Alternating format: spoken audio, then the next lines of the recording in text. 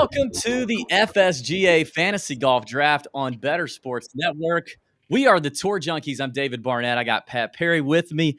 We are hosting this amazing draft, and I'm excited about it today.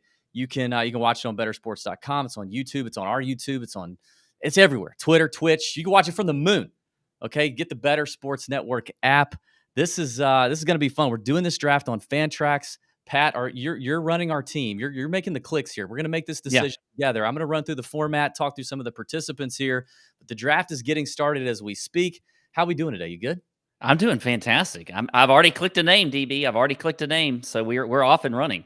The first pick is off the board. It is our pick. We'll reveal that here in just a second. First of all, let me give you a rundown of the format. Like I said, David Barnett, Pat Perry here of the Tour Junkies. We are your hosts. We also have our own show on the Bettor Sports Network, Tour Junkies Golf Show, every Tuesday. Check that out. So here's the format. We actually have two separate drafts going on. One is the Sawgrass draft. One is the Augusta draft. We are in the Sawgrass draft. We're going to cover that one primarily here on this show, but check in maybe with the other draft and see what's going on from time to time. In that league, picking first is me and Pat. Picking second, Joe Nicely and Byron Lindeque of RotoWire. Lauren Jump from RotoWire, who we're playing week one, going down. Corey Roberts of Stats Perform. Mike Krasny of Fantrax. Dr. Roto on SiriusXM. Brad Thomas from NBC Sports Edge. Travis Harrell from F.S.G.A. Promotions, Ryan Hallam and Drew Phelps, our boy Drew Phelps. I can't wait to really, take guys from him later. From Fantasy Alarm, and Will Ty of Bettor Fantasy. In terms of scoring, Pat, I don't really think we have to get into all the details, but as I'm looking at it, it's very heavy towards scorers, right? Like golfers who make a ton of birdies, make a ton of eagles, who are going to score a lot. But you also, you lose some points for bogeys. You lose points for missing the cut. There are finish position bets based on where they finish in a tournament, similar to maybe how a DraftKings DFS would do it or something. There's bonus points if you perform well in major championships.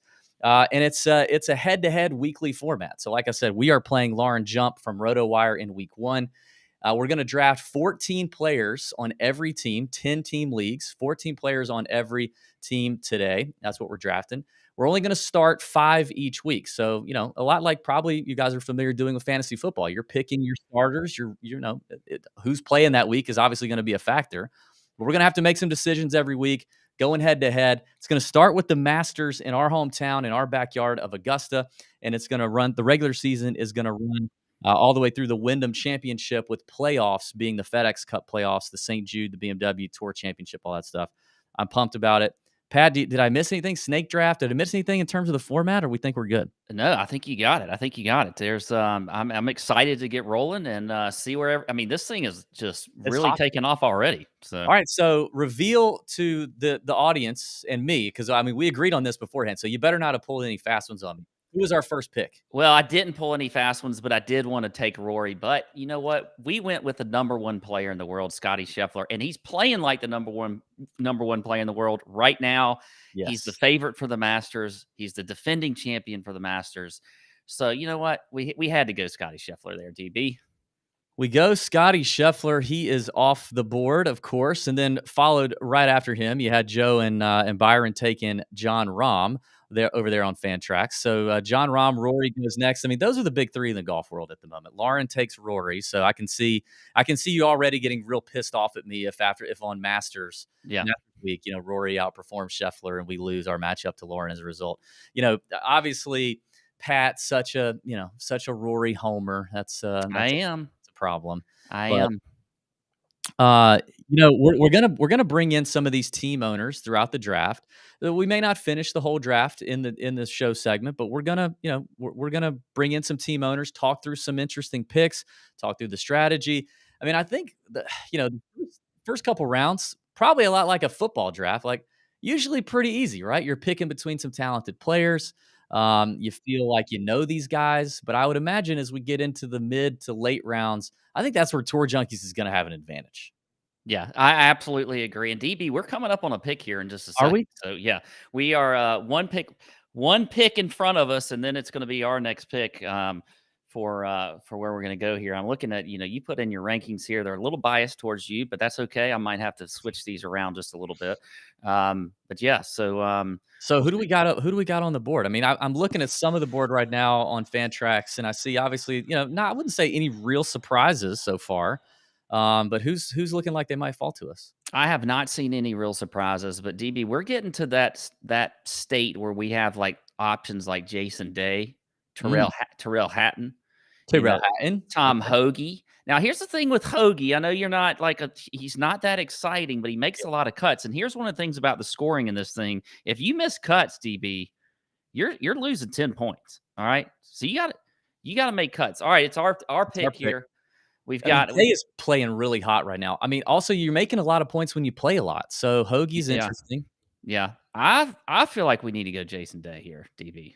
Okay, then we have two back to back, so Yeah, snake draft. So let's get Jason Day. we'll give Day the second slot there. Okay, Okay, playing so good right now. God, he he's really playing good. is. Now we could go down a little bit and take a guy like Tom Kim, who's not that hot right now. No, But okay, you don't want to do no, that. I'm saying he's not. Who else? Or quickly. We could go Terrell Hatton. We could go Tom Hoagie. We could go your boy Siwoo Kim. Ooh, I like Siwoo. Just from a scoring standpoint, he's going to play all the majors. He's a winner already this year. Yeah, let's get He's going to Siwoo. score. Let's get Siwoo. And I think that's the thing. So I looked at this last year, Pat, based on this Fantrax scoring system.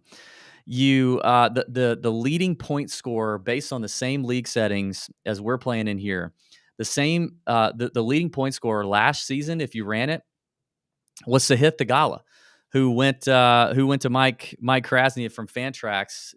Probably a little bit of I mean, if you're from Fantrax, then you would know that. So Mike obviously, he's got a little home cook in there. But Sahith was the number one scorer. It wasn't Scotty, Scheffler, or Rory, and that was obviously on a total points for the season situation. Maybe not a points per tournament or Mm-hmm. points per game as some are used to. But I do think you got to have some of those guys on your team. You need to have guys who are going to play a lot, so you have options every week. And yeah, I think Siwoo down there in the third round. We love Siwoo. He's an aggressive player, so he's going to make a lot of birdies. And I'm pumped about it. So Yeah. What do you think? So looking at round one, I want to kind of talk about my favorite pick other than the top three because everybody's going to look at Scheffler, Rahm, and Rory, but my favorite pick in round one, and I think this is just a little bit sneaky here, is Dr. Roto with Colin Morikawa. I love Colin Morikawa. The guy's won majors before.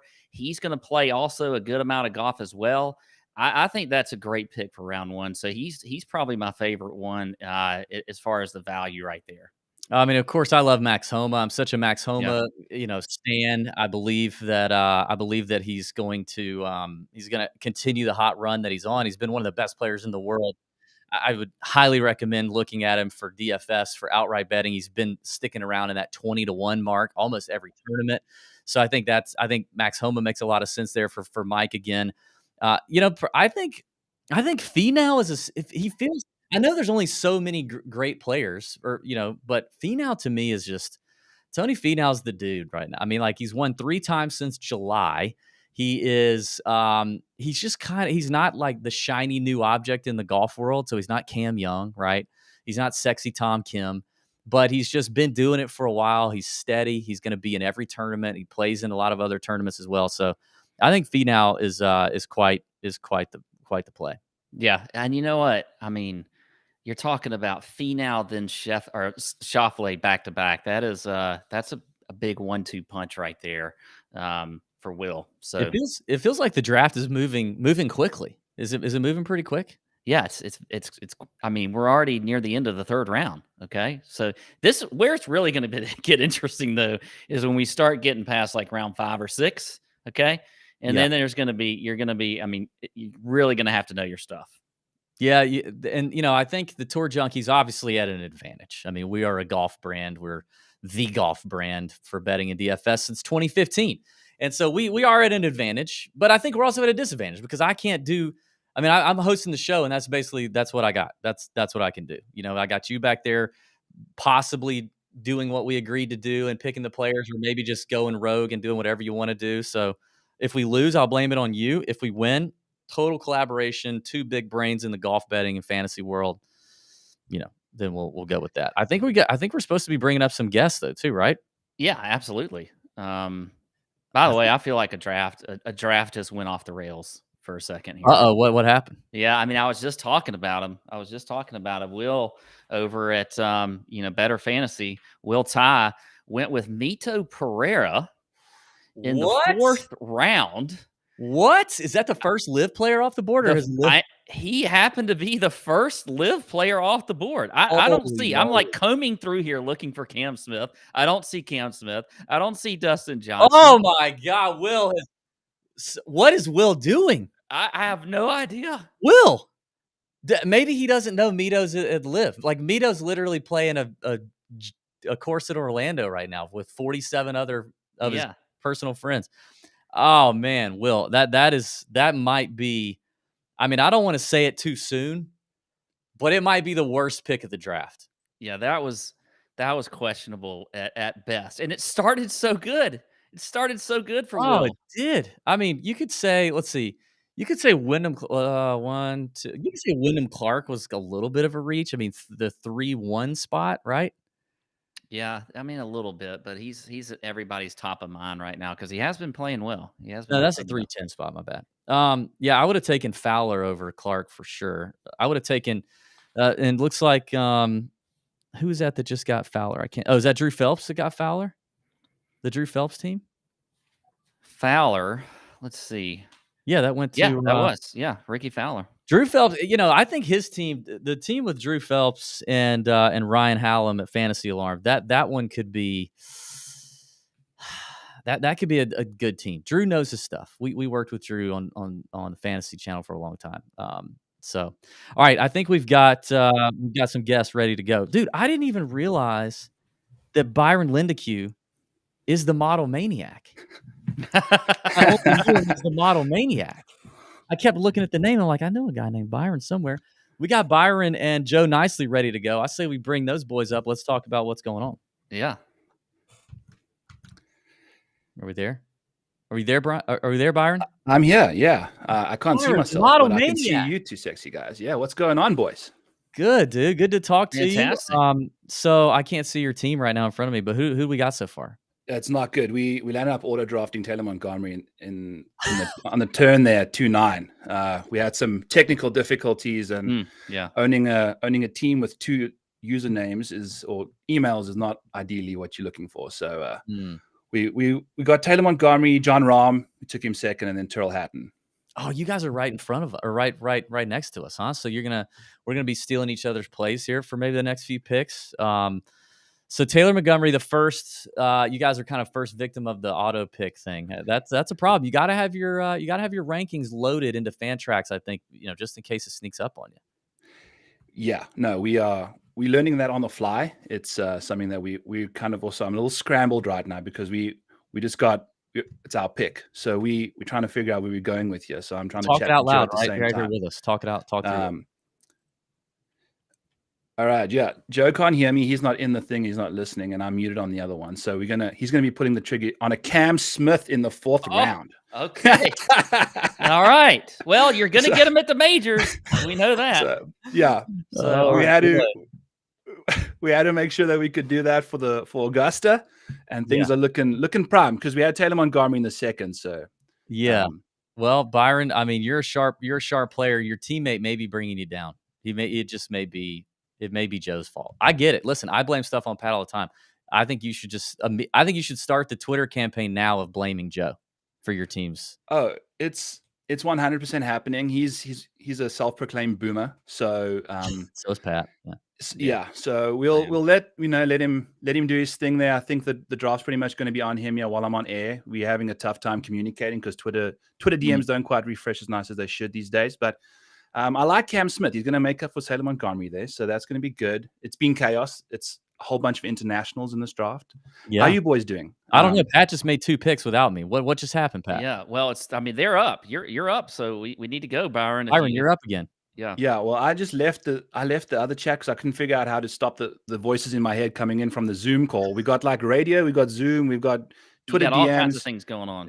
It's kind of chaos, but I'll let you. What's Joe just did here now? Looks like you went Billy Horschel. Billy Horschel. Billy Horschel. All right. Which is, I don't think that's terrible. I mean, it's really not. Considering what's left, we took Chris Kirk and JT Posted, which I like that. I don't exactly know what's left, but I like both those players. So I don't think Billy Horschel's that bad. He's going to play a lot.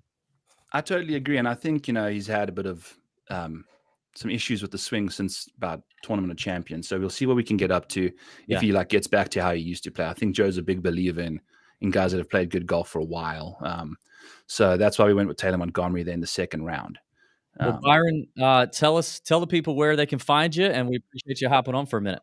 Of course. Thanks, boys. Sorry for the chaos, but at the Model Maniac on Twitter, obviously part of the two-headed monster that is the Rotoballer team in the draft. And catch me at Back Nine Bets on YouTube as well. That's where my podcast is. It's on Twitter, Spotify, Apple, all that jazz, and again, the Model Maniac on Twitter. So thanks, boys, for doing this. It's been a lot of fun, chaos, but you guys are a great host. Thanks. That's right, man. Good luck to you the rest of the way, and now try to go straighten out your draft. Go try to clean up the mess that Joe's left you. I'm sorry, buddy. Byron Lindeque, great guy. Model Maniac's great follow on Twitter. Super smart, sharp, and funny. We got to take a quick break. We're going to come back. We're going to see what other chaos is going on. Maybe somebody's going to draft the all-live team. God knows what's going to happen. So stay right here. Bettor Sports Network, F.S.G.A. Fantasy Golf Draft is going to continue.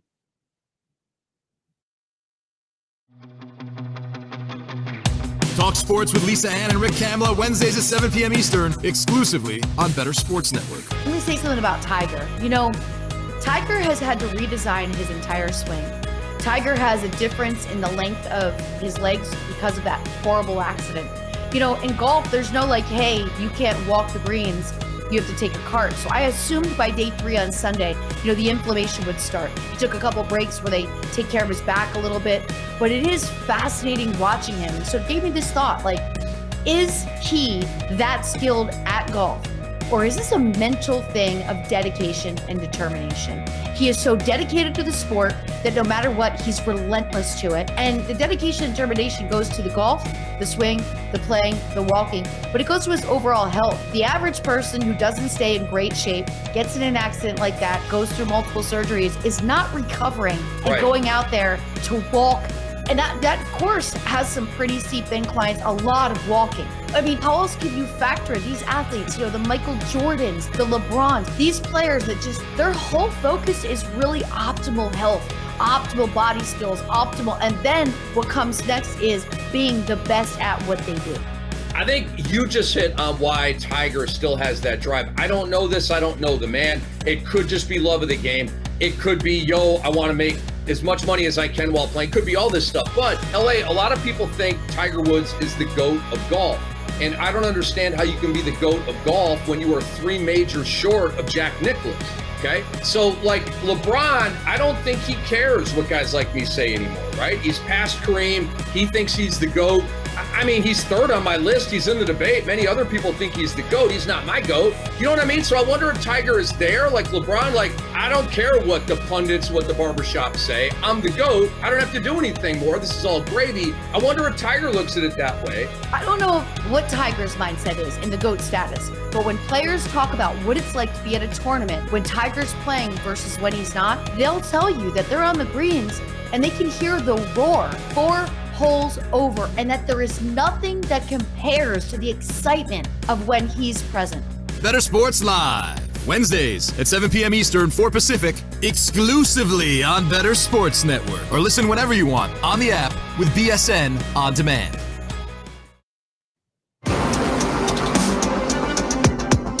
Jordan Spieth, nobody makes more of these than him. Oh, well, my goodness.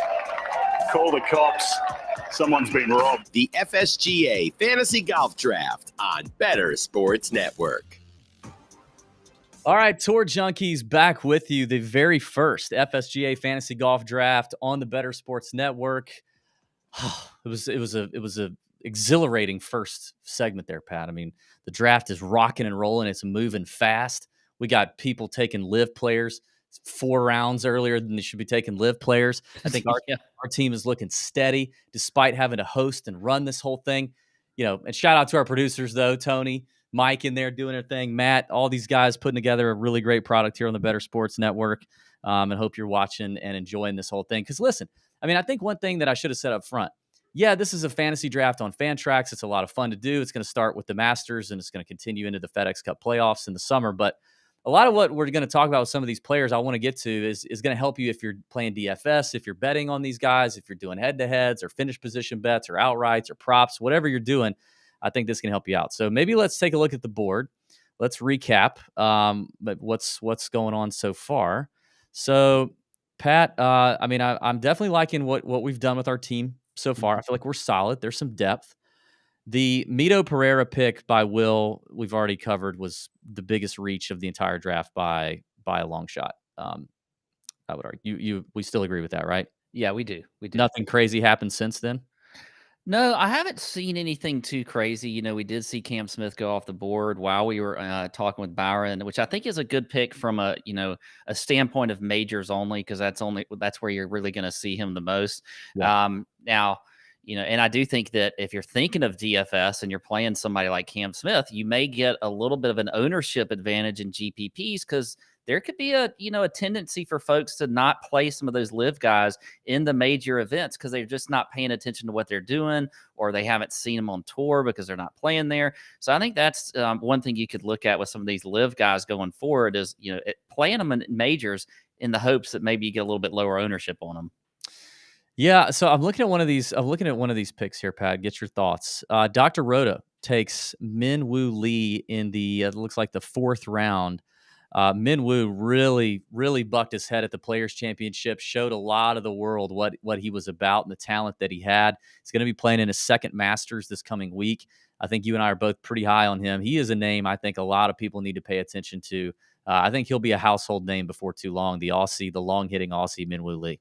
Yeah, I absolutely love Min Woo Lee. I mean, he is, like you said, he's very long off the tee. And the thing that you'll get, like even next week at the Masters, is if you notice at the Players, he hit a lot of 2-irons. Now, he can bomb that 2-iron. Yeah. But that's just what, the Players and how that course sets up. That's really what you got to hit fairways. You've got to be in those fairways to give yourself a good chance to get these greens. But at Augusta, you can be a little bit erratic off the tee. Now, you can't be blowing it into the trees and stuff, but you can be a little bit more erratic. And he can take advantage of that with his driver. But he has all the talent in the world. I mean, his first Masters, he was T14.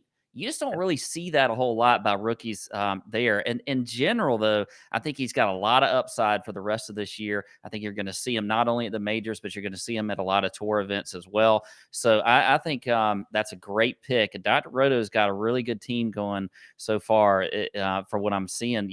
Steady guys, Kyler Morikawa, Hideki, a guy that we see play a lot as well. He's always got an injury risk, right, DB? We're always worried about an injury with Hideki, but he's a fantastic player. And then you got Corey Connors and Min Woo Lee, Adam Hadwin. So just a very solid team there of guys that you can see at the top of leaderboards, 100%. All right, we got to bring up a guest who will be facing off against the Tour Junkies week 1. We got Lauren Jump from RotoWire. What's up, Lauren? How you doing? Hey guys, how's it going? Good. All right, tell us about your team. You got Rory in the third overall pick, which is fantastic. I mean, Pat wanted to take Rory with our first overall pick, so I did. I love that. Talk us through maybe the rest of your team, how you're feeling so far. And the draft is moving fast, so when it's your pick, feel free to do your thing. It is, and these rankings are kind of crazy, so we're all kind of scrambling just to find the golfers that we like the most. But yeah, Rory's solid pick to start. I mean, he saved PGA from Liv, so how can I not go with him? Do you get points for that in Fantrax? Do you get points for being the co-commissioner of the PGA Tour? Yeah, I think I get bonus points for that extra credit, so I'm pretty stoked on that. But otherwise, Patrick, I mean, he does have some neck issues right now. He won his first major championship at the U.S. Open last year, and he's just a solid golfer all around. He has the drive and the heart, so I really can't go wrong there. You don't have to sell me on Matt Fitzpatrick. I mean, hopefully he does get better soon. Everything he can work through it. I think he will, but knock on wood on that for sure. How do you feel about Matt's braces? About the braces look? Is that good? I think that's just another good luck charm for him. Watching Full Swing on Netflix, and he had them the whole time. It's I think he's going to break out of his shell even more. Yeah. All right, so you had Matt Fitzpatrick, Tom Hoagie, Adam Scott. Now you took another dear player close to DB's Yeah. heart. I mean, Cool. Lauren, you and I could be on a team maybe next year. Okay, if the who's draft that? doesn't work out. I'm a huge Maverick McNeely fan. Oh, I which love you, him. you Yeah. grabbed him at the 5'3" spot. So talk to us a little bit about how you like to play Maverick, and then your pick is coming up. We might let you make that live on air here. Well, I mean, McNeely, he's technically ranked in the Fantrax rankings for the most pars overall. So I just kind of figured he'd be a good shot to be even keeled all the way through the season, really consistent and with a lot of upside. So yeah, just a solid round 5, I think it was, pick. Yeah. Yep. Mav, notably, we just learned this a couple weeks ago, has left his former coach, his former swing coach, and he's now with a guy named Scott Hamilton, who we know. Scott Hamilton coaches a lot of really good ball strikers on the PGA Tour, and I think we've already seen a little bit of improvement from Mav at the match play. He played all right. He didn't make it out of his group, but he played pretty good a couple times, and I think Maverick's upside is there, waiting on him to break through with that first PGA Tour victory, like you said, but I think he's a good option. All right, so it's almost your pick, Lauren. I'm gonna let you talk out loud here what you're gonna do and who you're looking at. Okay. Well, as long as no one I'm up against is listening. I'm just kidding. There's only one person in front of you, so. Yeah, I mean, I'm going between Hayden Buckley and Gary Woodland. I mean, I like them both a lot here. I know Buckley, let's see. I mean, I think he came pretty close to doing something real big this year. It's just me. Okay, let me see. Yeah, all Buckley almost took it down. He's actually playing well right now, I'm looking at too. And is he in third right now, last I checked? Or is I dreaming that? I don't know. I have a lot of tabs open right now with all my research. Sure. Well, you got Hayden Buckley at the 6'8" spot. He is playing well. Thank you, Lauren. Tell everybody where they can find your work. Yeah, I'm at RotoWire. Come follow us on Twitter, Instagram, rotowire.com. That's where we'll be. All right. Well, hold on now. Actually, just hold on. Coach us through. Let's see what you think about because it's our pick now. So we'll just do this together.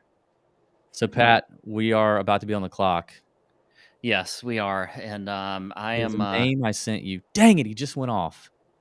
Did he really? Oh, yeah. He's back there. Yeah.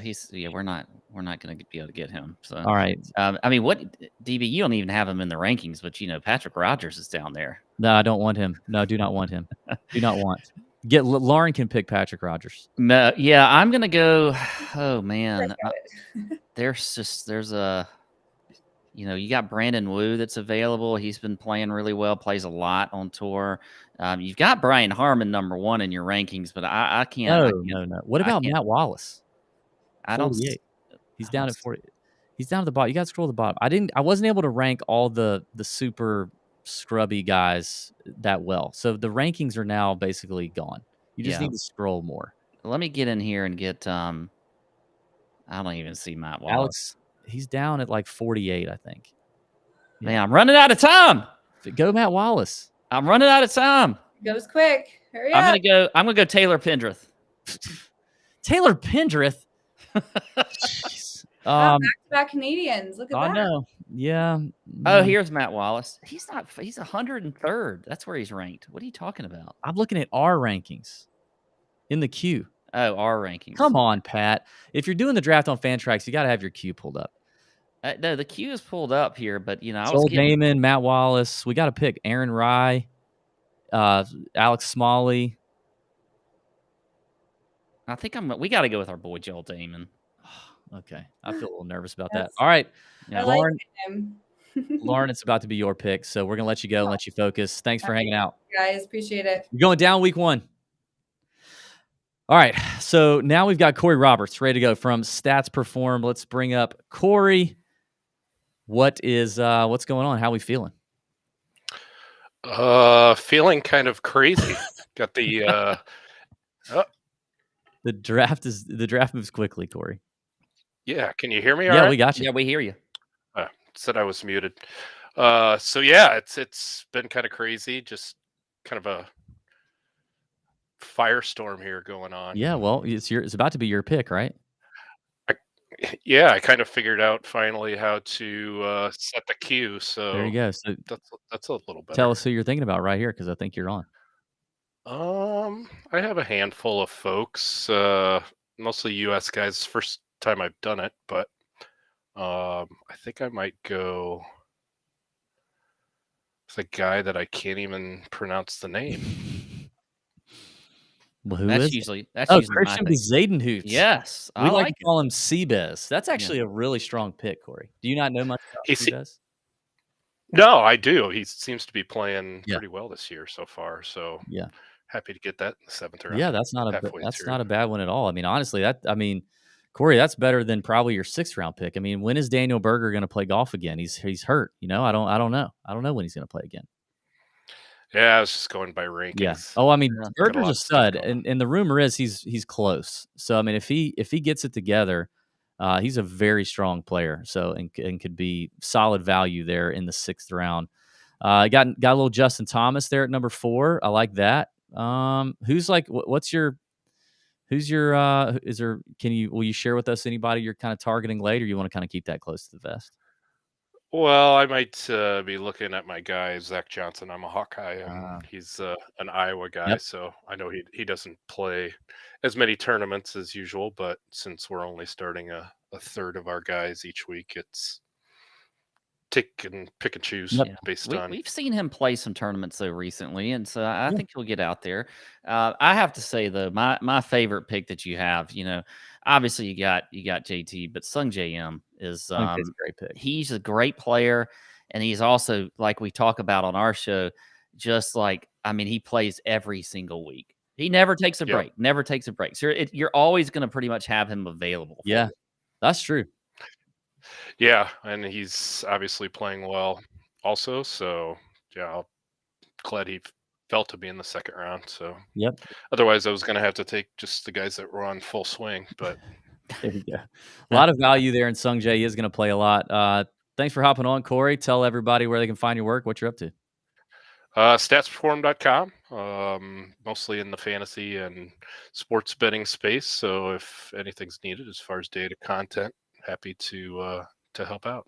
Awesome. Thanks for joining. Good luck on the rest of your draft. And I don't know what week we'll see you, but we'll hope that that's one week Sung Jae skipping. We'll get it on. All right. Thanks, Corey. Thank you. Take care, guys. All right. So Pat, we're cruising right along. We are now halfway through this draft. We've just completed the 7th round of the 14th round draft. We might actually get to see the whole draft. It's looking that way on this live stream. Okay. I mean, I feel like, can I just be honest? I feel like the Taylor Pendrith play was not good. And you really made that, you really cowboyed that on your own and made that exclusively without consultation. Yeah, I did, and I got a little stressed there for time, and I didn't. I like the upside of Taylor Pendrith, but I probably could have waited another round or two and gotten him. So, but it's gonna get tough here, DB, as we move along.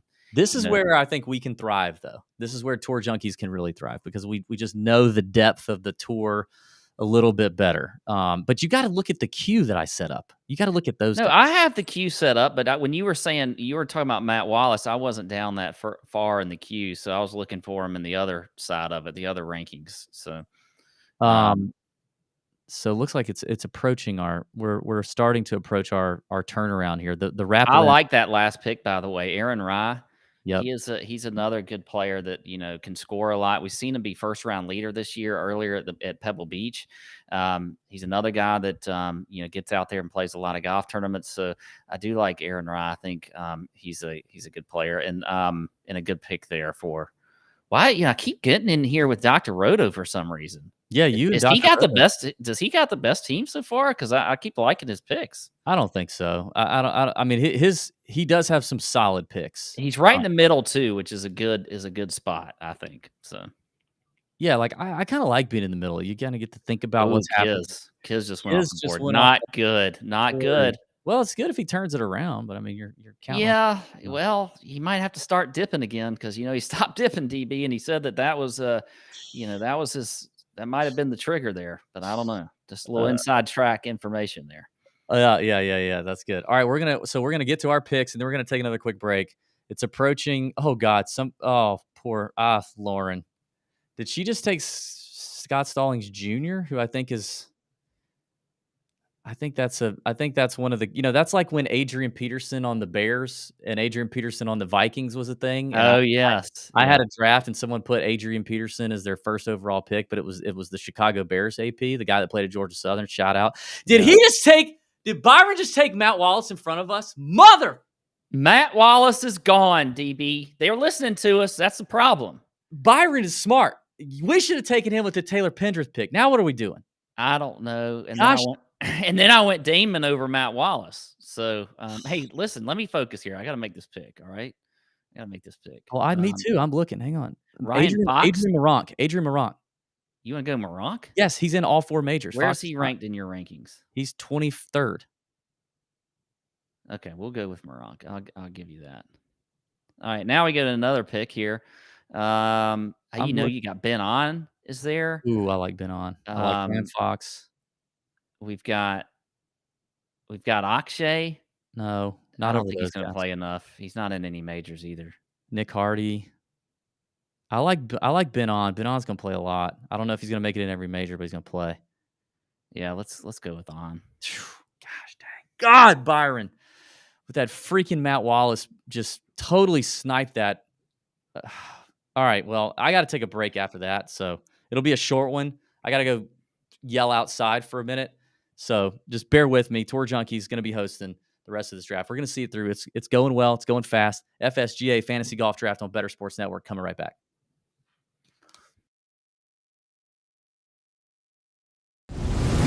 Bettorcast. Hey, it's Rick Hamlet for Bettor Sports Network. I have Joel Embiid for MVP. How about you? The DraftKings Sportsbook is basically telling you it's Embiid's award. He's minus 220. Jokic is plus 250. Embiid is plus 450. Embiid has a better record than Jokic, winning percentage of 686 versus 667. Embiid is leading the league in scoring at 33.5. Embiid has a head-to-head evisceration of Jokic, 47-18, and the dagger 3 on Jokic earlier this year. Embiid has momentum, 8 straight wins. Denver's 2-5 in their last 7. Embiid in March, 36 a game. Jokic in March, 25, 13, and 9. Jokic has fallen below a triple-double. 9.9 assists per game. So after back-to-back runner-ups, Embiid gets his this year. Go to bettorsports.com and on demand with the Bettor Sports Network app and at Bettor Network on TikTok, Instagram, YouTube, and Twitter.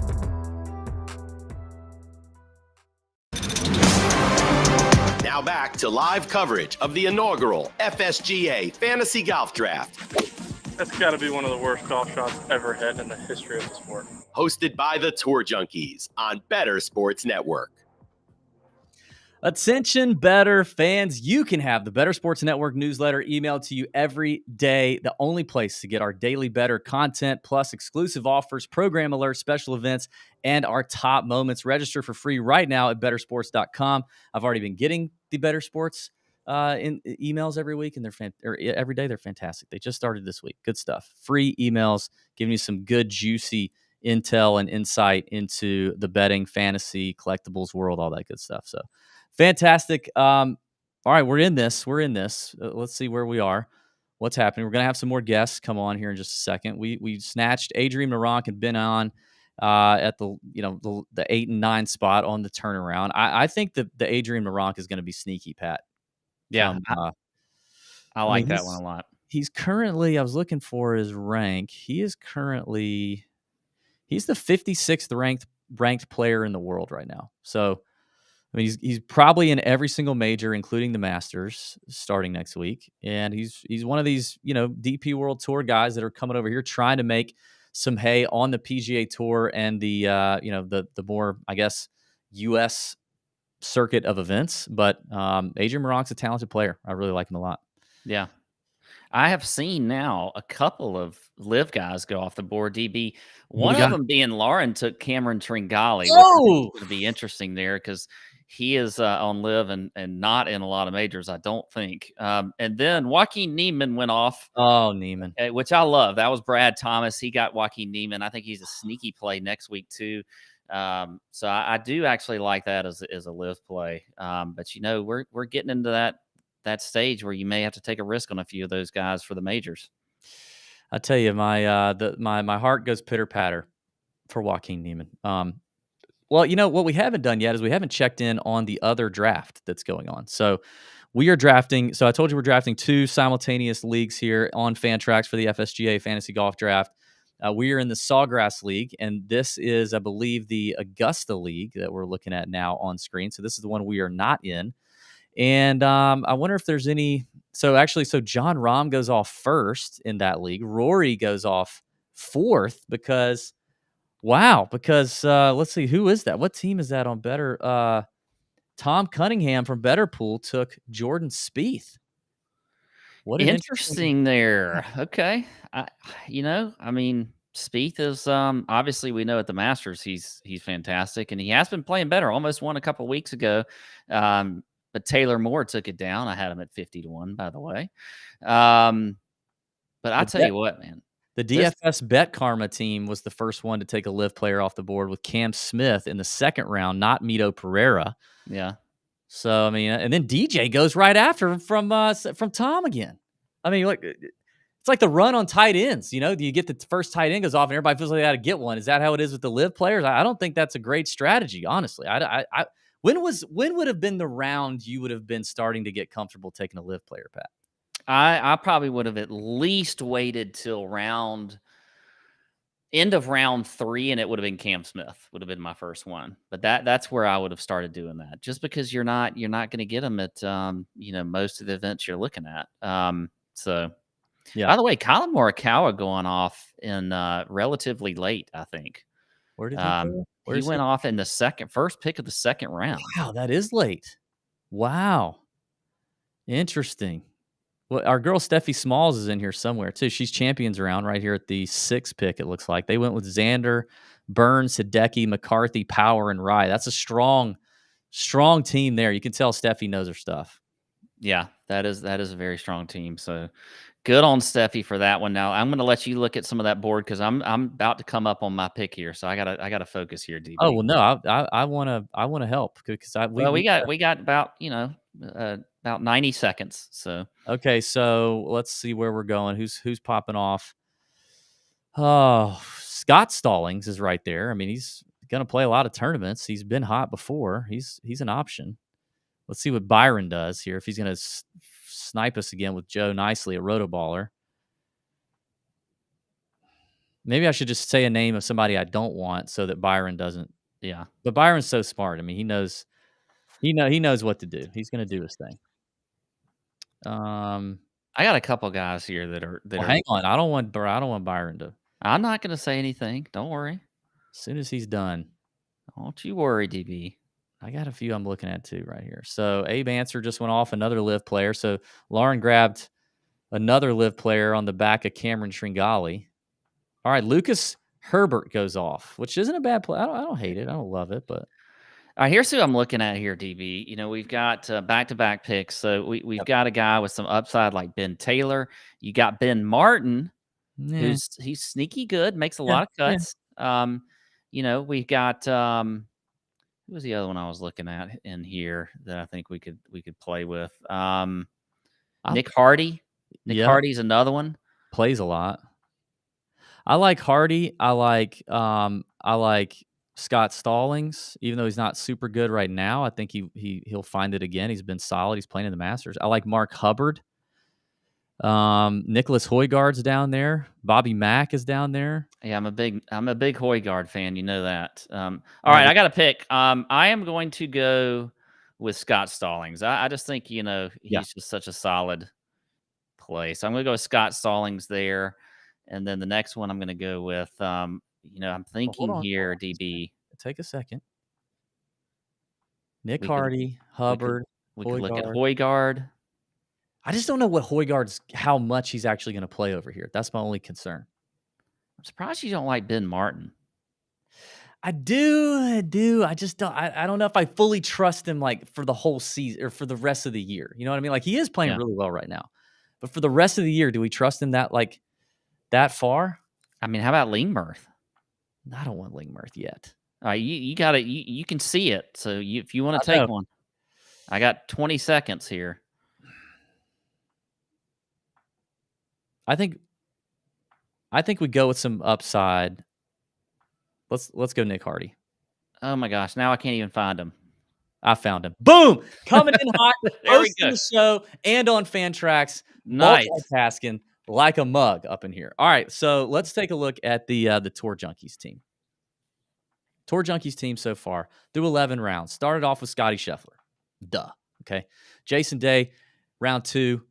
He's been just playing so good, it's just not even funny. So a resurgent Jason Day could be a deadly pick there in the last pick of the second round.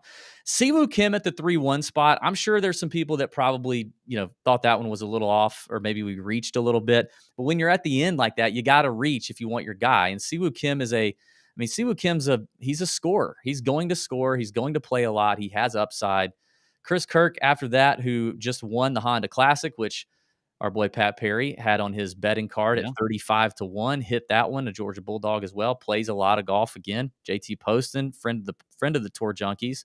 That's a guy who's going to play really well on hard courses. The putters, one of the best putters on the PGA Tour, one of the best putters in the world. Has a few events a year that are just JT Poston golf courses. Yeah, they are a little bit shorter tracks requiring some precision.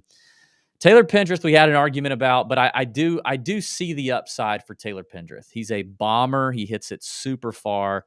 He was kind of a DFS darling for most of the year last year, and then I think he had a hip injury or something. He's come back from it now, and he's starting to recover a little bit. Our boy Joel Damon, who was the star of the Full Swing series. We love Joel. Definitely a good player. Can play hard on tough courses as well. Usually plays all right in like U.S. Opens, PGA Championships, and such. We've talked about Adrian Morant, kind of a world-class player. Byung-Hun An, been on, some would say, from South Korea. Great ball striker, another favorite of ours. Scott Stallings, Nick Hardy.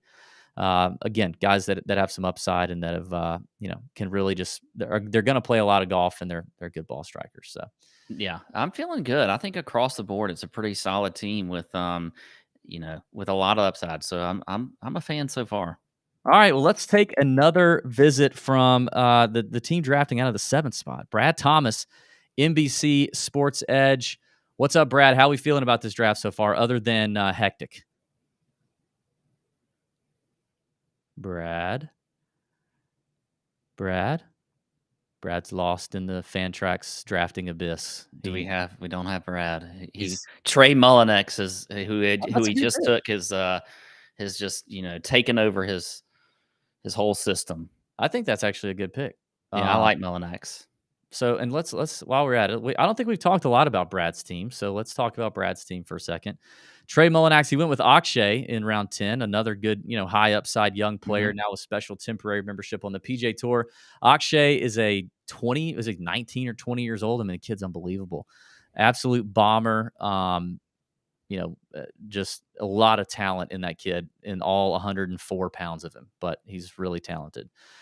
Joaquin Niemann, Mackenzie Hughes is where, it's like, eesh, Brad, I don't know. Like, we may have reached there. I mean, Mackenzie Hughes, I don't know. Mackenzie Hughes is fine. Brad to me has like the all frustration team. Like these guys are going to frustrate him. Now Cantlay's going to be that's going to be fine. Like Cantlay's just a level-headed guy. He's really slow, so that's what's going to frustrate you about Cantlay. Yeah, Jordan Spieth is all over the place. Like he's gonna make 5 birdies in a row, and then he's gonna make a triple or something. And he's gonna put you on an emotional roller coaster. But obviously one of the best players in the world. And we saw him go second in the Augusta League draft, but he goes in the second round here in this draft. And then Keegan Bradley is another one that's going to frustrate you because he's going to shoot like 7 or 8 under on round 1, and then he's going to trunk slam, shoot a 80 in round 2, and that's going to frustrate you. Shane Lowry's pretty solid. JJ Spawn's solid. Then you got KH Lee. Now, the thing I like about KH Lee is that dude's a scorer. I mean, he makes a ton of birdies, but he can be a little up and down as well. So this is an interesting team for sure. Yeah, I would say, Brad, make sure you start KH Lee at the Byron Nelson, right? The Byron Nelson in Texas. I think it's in May. He's back-to-back. Yeah, TPC Lee. Isn't that what we call him? TPC Lee. Yeah, he's a back-to-back winner there. I think both years it was like 26 under and 27 under won the Byron Nelson, and KH Lee did it. I really like KH Lee a lot. And honestly, I mean, the Niemann pick in the 9th round is actually not – I kind of said something about that. But the more I look at it, I love Joaquin Niemann. You could get him in the majors if you're gonna get a live player. I think you do that. And honestly, I mean, I was prepared to take a live player. I just didn't think that they would go this early. So I don't know what, I don't know if we'll end up with a live player now because I think they've all been Tiger Woods goes off. Fantrax Mike takes Tiger Woods Okay. in the 12th. You may only get one tournament out of him, Mike. Yeah. But I hope you start him next week at Augusta. It's coming up on our pick again too, Pat. I'm looking here. We got some options. Well, let's bring Brad. If Brad's back on, let's see what happens, and maybe he can help. He can help talk us through our pick too. You there, Brad? Oh, dang it, Brad. And no, he took Eric Cole right after Trey Mullinax, recent near winner at the Honda Classic. Big fan of Eric Cole. Yeah. All right, so Brad's not happening, but we're happening because it's almost our pick here. So Patrick Reed just goes off, another live player. Lauren grabbed it. Lauren's stacking up on the live boys. Is there a live event here on Fantrax? I don't know. Højgaard just God. I'm telling you, Byron is. He did that on purpose. I know it. Jeez. All right, we got to talk through. All right, so we've got some options here that we can look at. We got a Patton Kazire, who I know you liked this week. Could be as interesting. Grayson Sigg, who's an Augusta boy. He's up there. Still like Hubbard down there. Yeah, Hubbard's one that I was eyeing. Eric Ruyan's there. You got Harry Hall. I think I want to go Hubbard here. MJ Duffy. All right, well, hold on. We got time, so let's let the clock. Let's think about this. MJ Duffy's one that I didn't realize was over there. Hubbard. I got 10 seconds. Let's go Hubbard. Let's go Hubbard with that one. Okay, I could actually be going there and then go MJ Duffy right there back to back. Some other guys that we could look at. Lee Hodges. We only have 2 more picks. I didn't realize that. You got Streelman, who is just always playing golf. Solid player. Trying to look through here at the bottom though, see if there's anybody that's not in your queue in your rankings that you missed. Yeah, there were some guys I intentionally left off because I don't like them. But I mean, I say we go. If you like MJ, let's go MJ. Or EVR could be interesting too. EVR too. Yeah, I'm good with either one of those. Let's go with EVR. Okay, EVR it is. All right, and third time's a charm. Brad? Maybe Brad doesn't actually exist. Hey, what's up? Oh my goodness. Can you guys see and hear me? Yes. What's up? Brad Thomas, NBC Sports Edge. What up, dude? Listen, thanks for having me, guys. I have to tell this funny story because it happened before I came on. So Lauren drafted Steven Stallings Jr. Yeah. But she saw S. Stallings. Yeah. And then we're like, it's okay, Lauren. We're going to make sure that you get Scott Stallings. We're not going to draft him. but you guys didn't know about that. Where was that happening? We were doing it on Zoom. We were all talking on Zoom. Well, you know what? We can make a trade for that. I think we, look, that was an honest mistake, I think too. So I'm making an executive call that we will have to work that out with Lauren after the draft because we'll be okay with that. Yeah, awesome. She's probably going to be ready to deal live player or two. Yeah, probably. All right, Brad, what do you think? What do you think so far? Your team, are you feeling some drafters remorse already, or where? And it's also almost your pick, so be ready for that. Oh, I'm ready for my pick, but no drafters remorse. But I do think you said my team name exactly correct. The all frustration team. Like I just see, I was on Jordan Spieth when he decided to go 3-wood and still missed the fairway, went into the water at Valspar. So I know that feeling all too well. Like there's just so many guys. Keegan Bradley can have like a massive 6-under day, and then followed up being 4 over on the next day. So let's see who I'm going to go here. I think I'm going to actually go Lingmerth. Funny David Lingmerth story at TPC. He was doing his practice round. When he finishes his practice round on 18, his son, he must be like 3 years old, was signing autographs. I thought it was absolutely hilarious. Yeah, it was great. We have a David Lingmerth song actually. Pat, do you want to sing it? Yeah, well, we just call him Little David Lingmerth. Hop it. We like he just hops up the green, making birdies. Yeah, he's just a wee boy, but he packs a punch. David Lingmerth does. So I don't mind that pick at all. He's starting to do his thing again, man. Finally, the guy won a WGC. Was it a WGC event? No, he won Colonial or something. Won Colonial and almost. Yeah, he's a good player. So you're also coming up on your last pick. I mean, this thing's almost over. The last pick is probably the hardest because that's a guy who I'm probably not going to put in my starting lineup, but they got to be near and dear to my heart. Maybe I go like Harry Higgs. I feel like. Oh yeah, I agree. Your last pick does need to have some, some emotional, just like something behind it. Yeah. Like you think about Stuart Sink, growing up watching him play. And I can be like, I drafted Stuart Sink. Might be a few years too late, but he's on the team. I mean, you could continue the theme with the all frustration lineup, and who could we put in that? I mean, I don't know if we might be running out of frustrating guys. Yeah. I think we might have all drafted them. Well, you could always has Sergio been taken? You could roll with Sergio on there. Do you have any live players on your team? I was looking at that. Yeah, I went with Neiman. I grabbed him in the 9th round because I figured I can use him at least at 3 of the majors. I don't really expect myself rostering JJ Spawn when I could just throw Neiman in there. I think Neiman's a better player, even though JJ Spawn's playing some pretty solid golf right now. I think Neiman is a sneaky play at the Masters too. I feel like what is he 70-1 DB, something like that. So yeah, he's around 70 right now. I snagged him at 100-1. I snagged Answer too at 90-1. I just didn't think those. I think those are the most competitive live golf players right now. Like, obviously you have guys like DJ and Cam Smith who can turn it on at an instant, but Neiman and Answer are still playing good golf, and Answer's been successful in majors before. So absolutely. Well, Brad, we just had Abraham Answer's caddy, Benji Thompson, who's a local boy, lives here in Augusta. I've known Benji since high school. He's caddied for Abe for the last couple of years. Just had him on a show yesterday that dropped for the Live event. And, he said that Abe, since going to Live, has had more time to practice. He's like, on the PGA Tour, we were playing 20-something events a year. Abe didn't practice like he wanted to because in the off weeks he was tired. Yeah.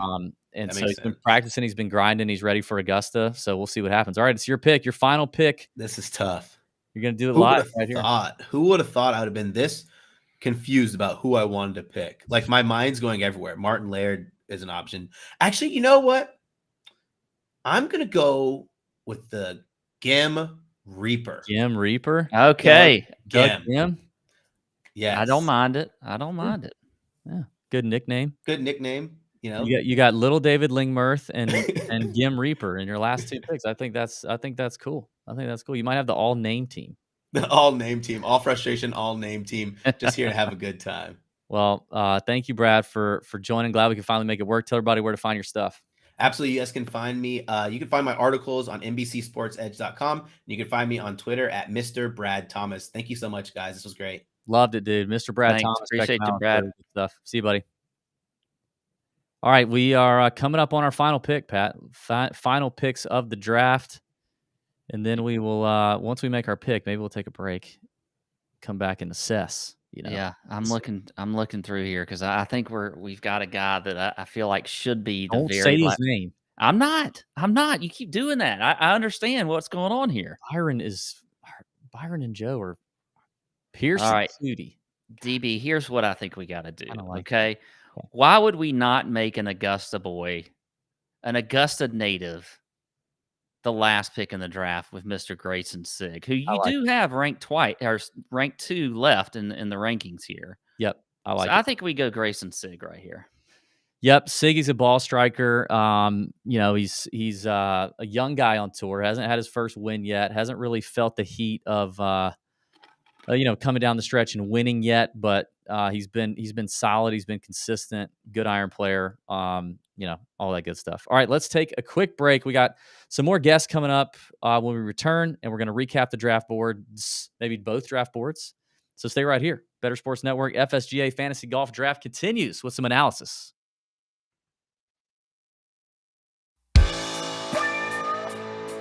Lunch Money with Kyle and Ray. Weekdays at noon Eastern, presented by FantasyGuru.com. I just opened my inbox, and there was a little connection to a story at the local paper about salad bars are coming back to St. Louis. We haven't had them since COVID, Ray. I'm a big salad bar guy. I love going to the local grocery mart and doing a salad bar. I get it. It's kind of disgusting. Hell, they put a sneeze guard over the food. What is this? Some kind of force field around these vegetables. That's the sneeze guard. You have to lean under it to get salad or sneeze on stuff. But all these disappeared. Ray, I used to do the salad bar probably at least 2 times a week for lunch. And I would just load up because I didn't have to cut anything. And I didn't have to buy like a whole cucumber, just have a little bit of cucumber in my salad. I'm a big salad bar guy, but these things have been gone for 3 years. And I think I'm going to get back into the salad bar game, maybe. I used to love buffets and salad bars and all that kind of stuff, and I haven't been to one since COVID. I'll tell the story quickly. My nephew, who at the time, I want to say was 5, we were on a little trip, and we went to, it was a brunch and everything like that. They had ice cream. So my nephew doesn't know any better because he's 5. Puts his spoon in the ice cream, which is cool, right? He's going to spoon it out, fine. But he doesn't spoon it out into his bowl. He spoons it into his mouth and then sticks it back in the ice cream. And I'm like, so we had to talk to the manager. I had to get him to pull back. And I started thinking to myself, you look around, people are. Yeah, that 5-year-old germs wasn't going to hurt anybody. No, but you know what I mean. Then you look at this old person and they're grabbing this. It's just when you start thinking about it, I have a real struggle at this point with it now because I've thought about it, but I used to love going to them previously. Well, and everybody's using the tongs there. Everybody's touching those. God knows where those hands have been. Yeah. Here's the thing. I've yet to see anybody actually sneeze under the sneeze guard. Maybe if I see that, Ray, it'll change my whole outlook. Right? It's like there is a reason the sneeze guard is there. It must happen enough that somebody said, we got to put these suckers in. Yeah. But I love salad bars, and I'm back in, Ray. I've never gotten sick off one, so it's easy for me to say, but I'm getting back in the salad bar game. Okay, good luck. Good luck. Make bets and follow your fantasy team while you buy, sell, and trade collectibles in real time. Only on Bettor Sports Network.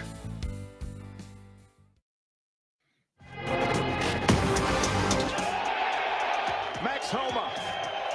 Another win on California soil. The F.S.G.A. Fantasy Golf Draft on Bettor Sports Network. All right, we are back. DB, Pat Perry of the Tour Junkies here hosting the inaugural F.S.G.A. Fantasy Golf Draft on Bettor Sports Network through Fantrax. It was a lot of fun. It was good. It went quickly, which I like. I mean, we want the drafts. We don't want the drafts to take forever. Yeah. That 60-second clock sure does tick fast when you're having to make these decisions on the fly, especially, middle, back end of the draft. But I feel good about the team. I feel good about our team. We're going to break down some more teams in this next hour. We're going to bring on some more guests. Pat, any regrets here for us right off the bat? I think the only one we really disagreed on was the Taylor Pendrith one, which we've talked about. So I don't feel like I have any regrets. That last round was interesting because you had it went all over the place. You had a guy like Cam Champ went first in the 14th round, who's a good player, but he's been struggling as of late. Then you had Vince Norman, Austin Eckroat, Doug Gim, who Brad talked about. I think Doug Gim is a very solid player. Then Lipsky. So it was interesting. It's hard that last round there, but there's some upside guys. I really like Pearson Coody. Byron is just he knows his stuff, obviously, and a lot of these folks know their stuff. But Byron seemed to be the one that if there was somebody that stole some guys from us, it was him. Yeah, and I mean, I don't want to give all the credit to Byron, right? It could be Joe nicely too. I mean, Joe. That's right. You're right. That's what he's doing. Yeah. But the model maniac, I mean, they don't call him that for nothing, right? He knows his stuff. He knows what he's looking at. His numbers are all good, and he knows the numbers, and so he's picking guys that are the data would say are going to pop and are playing well, which is what he did, and he did snipe Matt Wallace. I mean, I think we were at another disadvantage having to host the show and kind of talk through our picks. So, I mean, I said Matt Wallace a couple times, and then you didn't take him. You took Taylor Pendrith, and then he snatches him from us on the way back, and then he does the same thing with you on Højgaard because you said Nikolai Højgaard as we were making our Stallings Hardy selections. Well, I mean, speaking of Stallings, I mean, we got to talk eventually about what we're going to – I mean, is Lauren going to send us? Also, I didn't agree to that. You just said No, that was an executive call. How many executive calls do you get on this draft? Well, I get that one for Lauren. It was an honest mistake, so I feel like we should give her Scott Stallings. It's like we play a little Red Rover here. Red Rover, send Hayden Buckley over. We'll take Hayden Buckley. Somebody like that. I don't know. I don't know. I mean, or maybe we just have to take somebody off the board that's, we get an extra draft pick. I don't know. Technically in the league rules say that we can't trade technically. But I mean, Mike from Fantrax is here, so I'm sure he could work something up if he had to. Yeah. But I mean, I would consider a trade. But I mean, in my Adrian Peterson analogy, what do you do if somebody puts the wrong sticker up there and they walk away and another pick happens? What do you say happens? Like, what's the rule? Are you stuck with Adrian Peterson of the Bears, Steven Stallings Jr.? Yeah, I mean, you just want to be nice. You're just trying to be a nice guy. I am. I'm being nice. I feel like, I mean, Stallings. I mean, come on. I know, but I mean, okay. I guess I'm. What did I pay for the league, or was it just me, or what? I guess you don't care. I'm not worried about that. Lauren also, I think, wins the award for most live players. She went. Let's see. She went Tringali, Answer, Reed, Leishman. There's 4. Is there any other team that has more than 4? I want to look at Will's team after the Mito Pereira selection in the first pick of the 4th round. Yeah. He's in the 10 spot. So he went Mito and then Brooks. So he has 2 live play.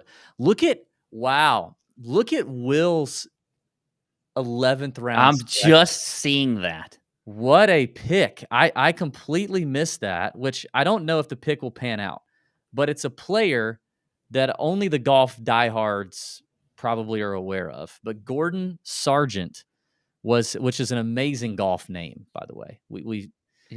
We talked about golf names. When is Will coming up? Because I can't wait to discuss. I know we need to talk to Will. Will somebody get Will on the horn? Oh yeah, he's coming up. He's coming up later. So okay. We'll get, because we got to review this. Sargent is a unreal talent. They already say again, like how long he is, but playing in the Masters as an amateur. He's the number 1 amateur in the world. He won the NCAA individual championship for Vanderbilt as a sophomore last year, I believe. Yeah. I'm assuming that he must be expected to turn pro after the Masters. Maybe. I mean, he's a But if he doesn't, that's just a wasted pick. Yeah, if he doesn't, you're right. That is gonna hurt. Because he's not gonna. He'll play. He may be in the Open Championship. I doubt it, actually, because they don't take the NCAA champion, because he was a special invite to the Masters. He didn't get the automatic invite like the U.S. amateurs do. So that's interesting. We'll have to talk to him about that one when we get to it. A lot of these teams are going to improve quick. It's just like, it's like if you drafted. Now, we're not really drafting early because the first game of the season technically is Masters coming up, but when you're doing, I keep comparing this to fantasy football. Like when you're doing fantasy football draft, if you draft a month early, teams can look a lot different quickly with one ad drop or 2 good ad drops, which you can do in this league on Fantrax. So I could see, if Gordon plays the Masters and then decides he's going to continue his collegiate career at Vanderbilt and just continue beating the crap out of 19, 20, 21-year-olds for another year or so, all across the world, then he can easily drop him and pick up a very fine, player on the PGA Tour that's in the waiver wire. Like I'm looking at already the names that are available now. There's some good ones. Yeah, no, I agree. We haven't talked a lot about my buddy Drew Phelps, our buddy Drew Phelps, Ryan Hallam and Drew's team, Fantasy Alarm, which is picked out of the 9 spot. Drew knows his stuff. I don't know Ryan, but I would imagine he also knows his stuff. But I'm curious. I would love to know, which one of those 2 were maybe calling the shots and actually clicking the buttons. Because it's a strong team. Dustin Johnson in the 5th as their first live player, and only grabbed that 1 live player. Went with some interesting names down at the bottom of their draft, but I feel like the top and the middle was pretty solid. Yeah, the top going with Victor Hovland first, then Willie Z. Willie Z is man, just has so much talent. If he could just get that putter figured out, he's all over the place with the putter. But I don't mind the Willie Z. I think there's obviously a lot of upside with him. I probably would have gone with Jordan Spieth, who was available there. Or I cannot believe Jordan Spieth went in the 4th pick of the 2nd round. Yeah. I mean, I would have probably gone Spieth there. Sam Burns went right after him, so which we've seen him play well recently. Was not playing well earlier in the year, but back to their team. I mean, Keith Mitchell's strong up top. Ricky Fowler is probably one of my favorites right now for as far as just if you want to look at upside for the rest of the year. He's not in the Masters unless he wins this week, but he should be playing in almost everything else the way he's playing. So good top end there. I think very solid. Sounds like we are going to get Drew Phelps here in just a few minutes, so we're going to talk to him about that team. So that's good.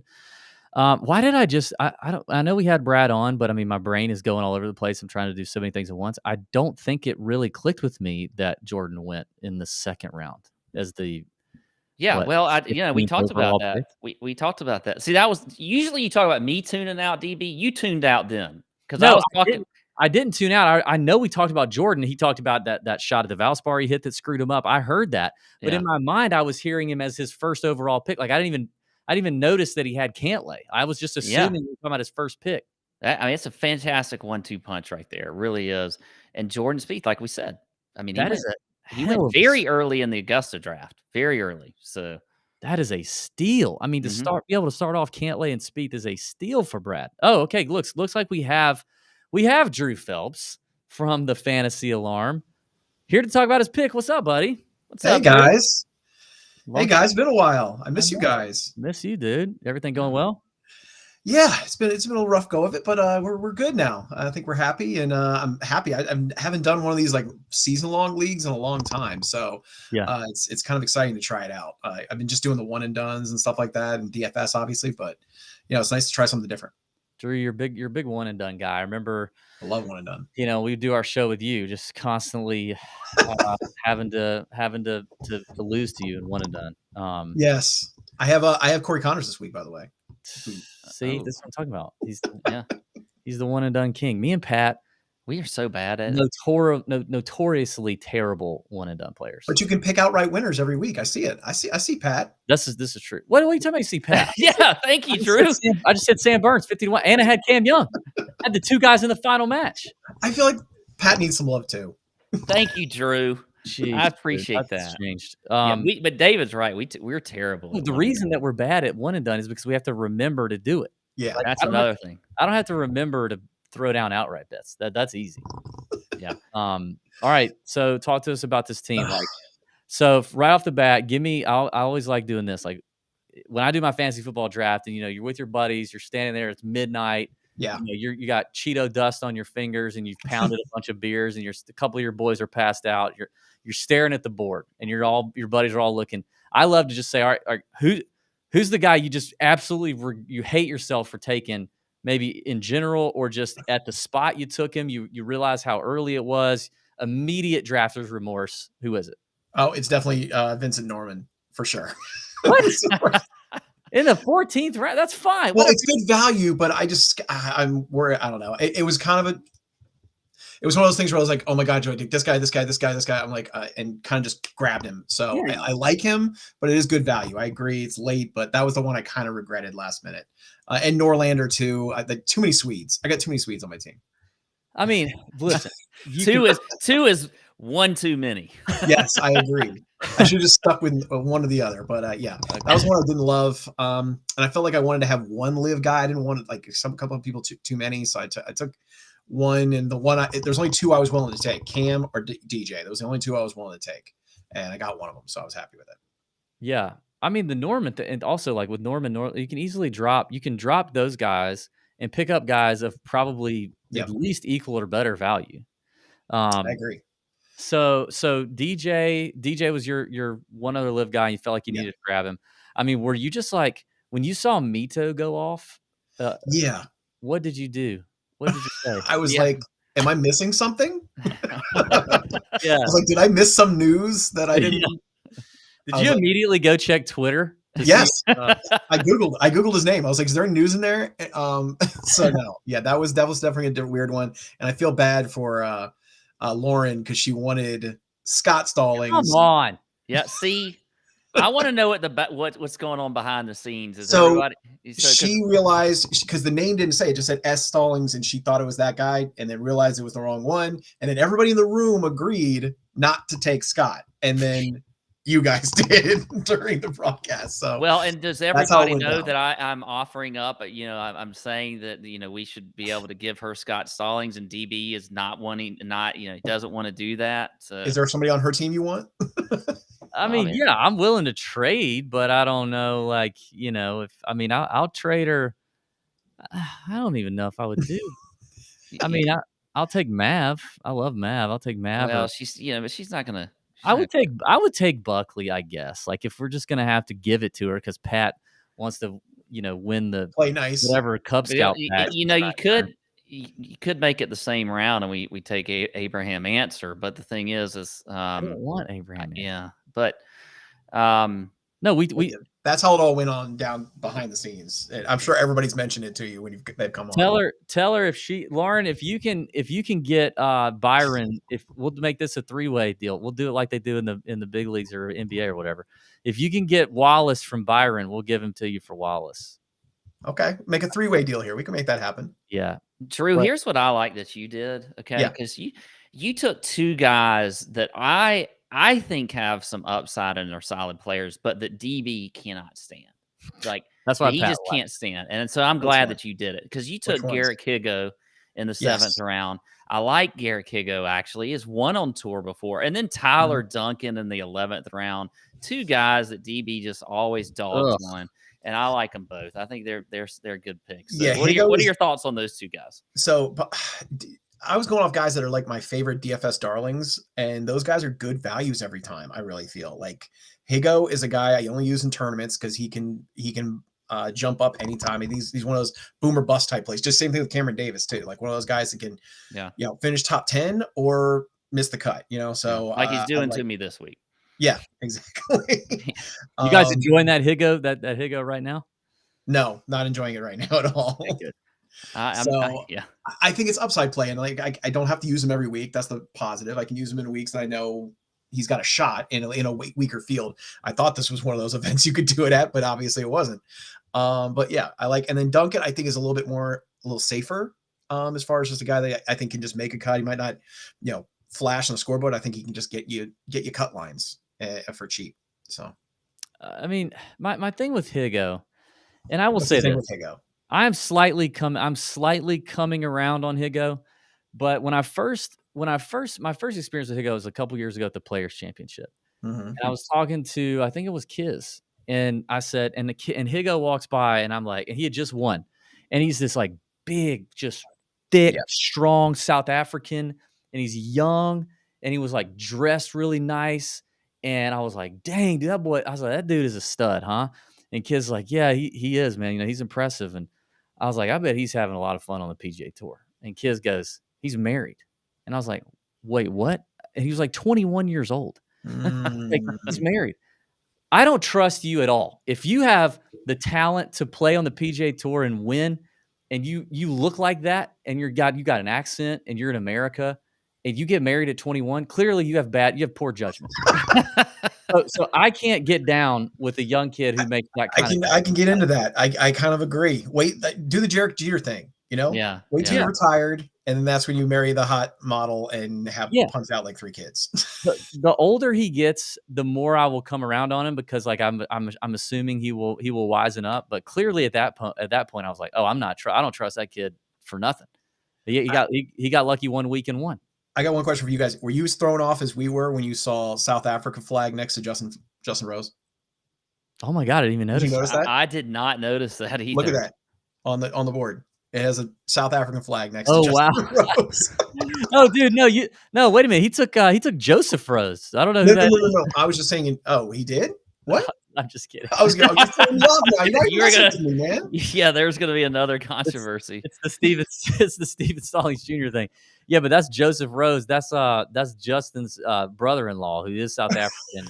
He's coming up on the Challenge Tour. He's ranked like 1,004th in the world. Wait, really, who took him? Which team is this? Zach, I think that's Travis and Zach who are coming on here. So now you can make fun of them. Pretty soon, yeah. Oh gosh. All right, Drew. Who do you think? Look at our team. Yeah. And then we're gonna let you go. Look at our team. Who's our worst pick in terms of just maybe value or when we took them or just overall? Who do you hate the most? I really love the Penrith pick. I was mad when you took him. Okay, thank you. I don't like anything about Van Rooyen. I just don't trust him. Yeah, I know you guys and Damon, I know you guys took him because you love him, right? Joel, you took Joel because you love him, right? Yeah. That was a hard pick, right? I know as soon as you took him. But I just don't like Eric at all. That's the only one I don't love. I like your team. You definitely, I could tell you were going upside. You guys were going big upside plays, a lot of younger guys and stuff like that. I could tell your strategy right off the bat. Yeah. The Joel pick felt a little the 6-7 spot. Penrith and Joel was really. We had disagreement in the camp. We had internal, controversy going on, and I think we may have messed some things up right there. Well, I do love Penrith. I wanted to take him too. I was hoping I can wait another round or two.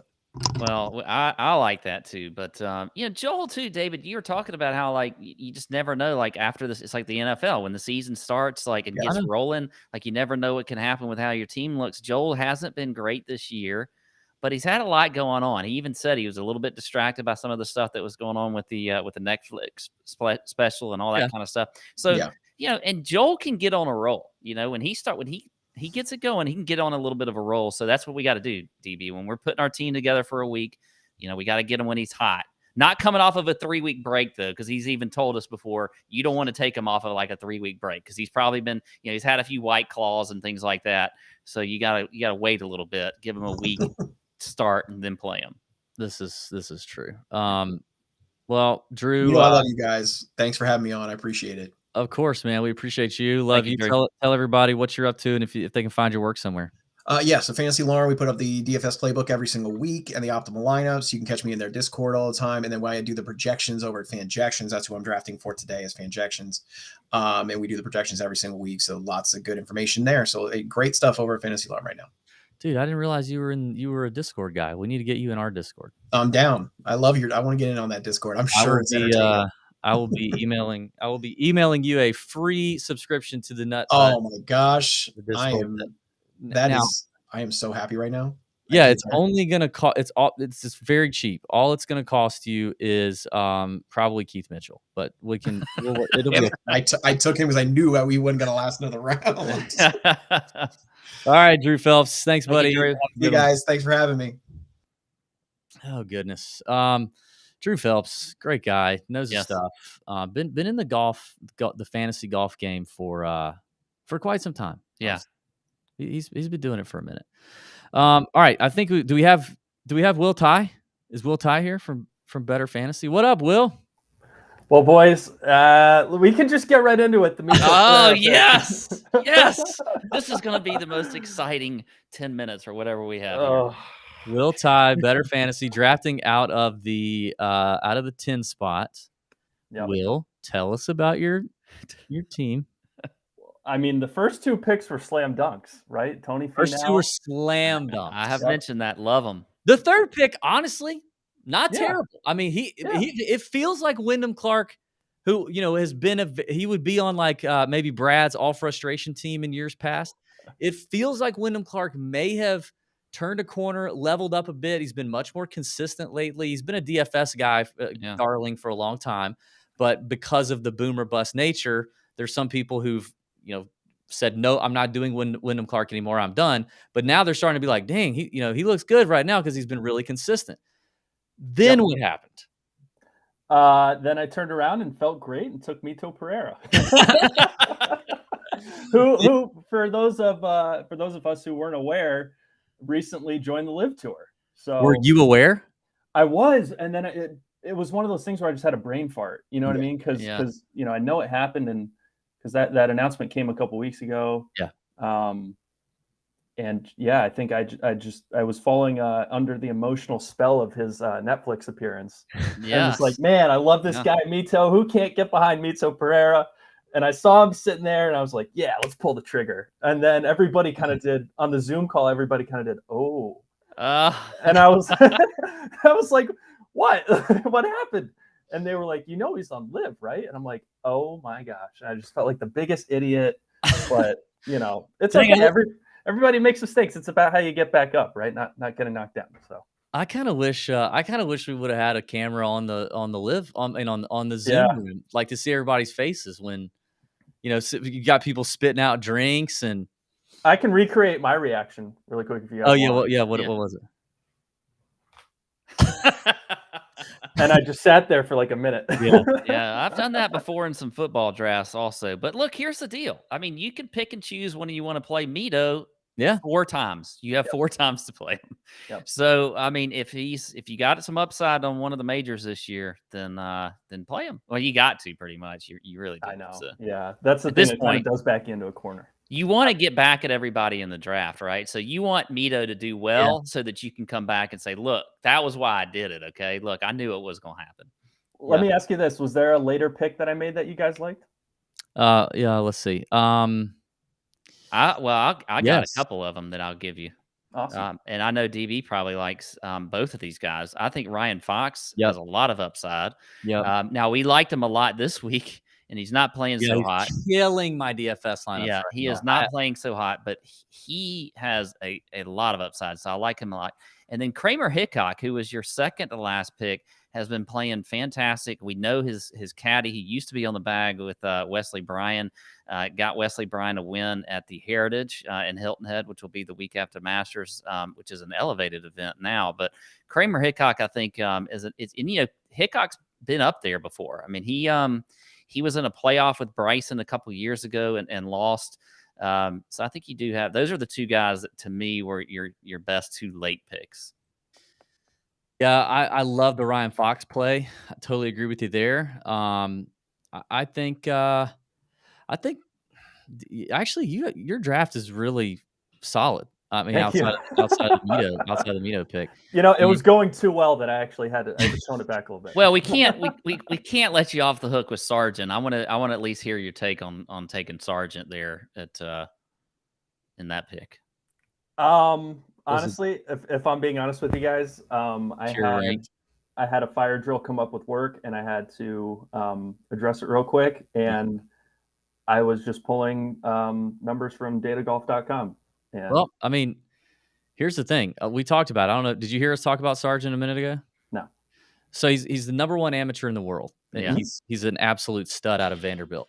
Mm-hmm. And I think it may, if I were you, I would not drop him yet. Yeah. No.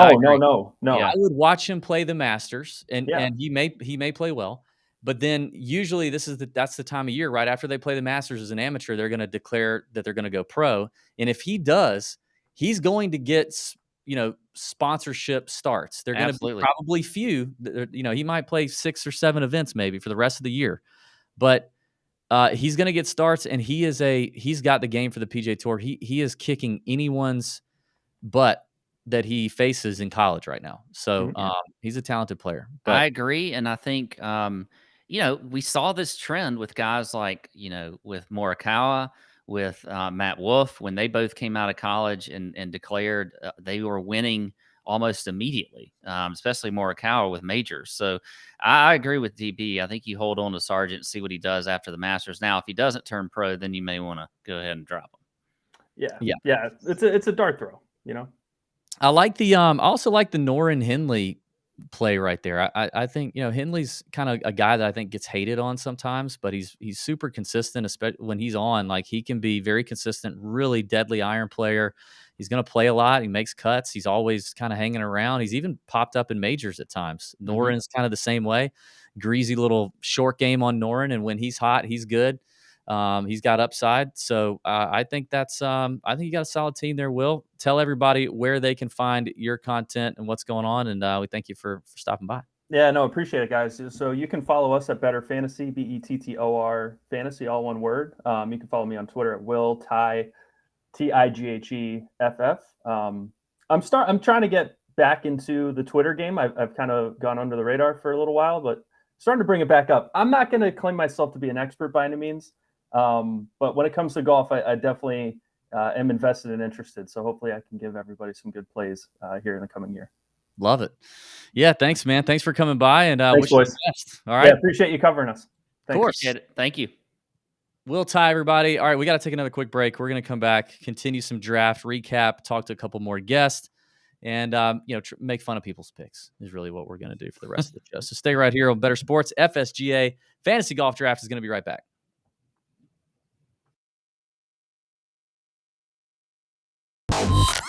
Bettorcast. Shout out to today's collegiate athletes for getting after that bag. Name, image, and likeness agreements have turned collegiate athletes into just about as bigger stars and bigger bankrolls than professional athletes. It's been reported that Bronny James, son of NBA GOAT LeBron James, has an NIL evaluation of $7.5 million. He hasn't even picked a college yet. Arch Manning and Sedeur Sanders, upcoming college football quarterbacks, 7-figure NIL deals, they might not even start. And don't forget about the ladies, the LSU girls, Angel Reese and Flajay Johnson. How about Olivia Dunn, the gymnast? Listen, NIL deals have changed the landscape of collegiate athletics. Now you can have quarterbacks play college football till they're 25, 26, 27 years old. So this weekend, while you're enjoying the Final Four, don't look at these as poor little co-eds. These college athletes are bringing in big money. For more better content, visit bettorsports.com and at Bettor Network on Twitter, Instagram, YouTube, and TikTok.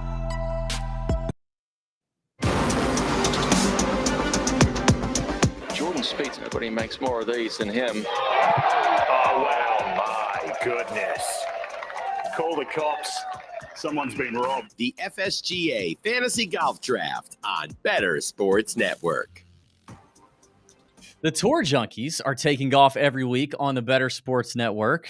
Join David Barnett, Pat Perry for entertaining and informative golf talk, including interviews with PGA Tour and Live Golf players and caddies, plus all the hot topics and tips to being a better golfer, playing DFS, and betting on golf. Have more fun with golf by watching the Tour Junkies. New episodes drop Tuesdays at 7 p.m. Eastern, or watch anytime on demand at bettorsports.com and on YouTube by searching Bettor Sports Network. And guess what? We are the Tour Junkies, and we're enjoying the inaugural FSGA Fantasy Golf Draft here on the Bettor Sports Network. And we've got a guest to go ahead and kick this off, I think. Let's see. Oh, there she is. What's up, Kelly from Trophy Smack? How we doing? Oh, hi. What's up? Good to see you. Good to have you. Trophy Smack. I love it. Actually, Kelly, can I show you something? Hang on. Yes. Oh dear. What are you doing? See this? Oh gosh. That is a championship, the ultimate championship belt. I can't believe he's bringing And I this. won this off of Pat, my co-host here, in our first ever Tour Junkies golf tournament, Golby's Cup, back in the fall, Pennsylvania. And we had Trophy Smack do our belt, and it is beautiful. It's fantastic. There's a picture of Pat. It's not as great as and then here's me. But just amazing products over there. How we doing? You good? You good? 6 pounds of chromed out metal in your hands Yes, right there. I know. I can feel it. You know what? I'm doing great. And I think it's amazing that Trophy Smack is able to provide the trophies for all of FSGA events. But you know what? Here's why I'm here. Because Joel Scott actually follows my content. And on the side, I'm a little bit of a content creator. Yep. And golf has been my bread and butter. And I'm proud to say I'm at a 78% success rate through this season so far for DFS picks. So, if you love DFS golf, go ahead and follow along too. Yeah, that's fantastic. That is great. And I love the hat too. Yeah, the hat is nice. Thank you. This is fun Instagram thing. Ian Poulter, I think it was, at least 3 years ago. It might have been during the pandemic now. He was boxing up hats in his garage with his son. They did 200 of these. So this is an Ian Poulter exclusive, on one of 200.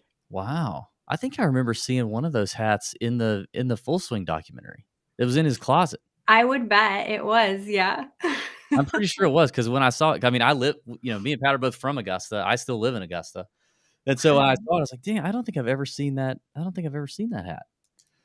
So what are we thinking about the DFS landscape right now, and looking ahead to 2023, the rest of the golf season? Who are a few names, maybe, I don't know, like maybe not like your obvious names, Scotty Scheffler. Oh, yeah. But who are I some would of the say in names the DFS landscape right now, the names are not the obvious names. It's been a really, really interesting season so far.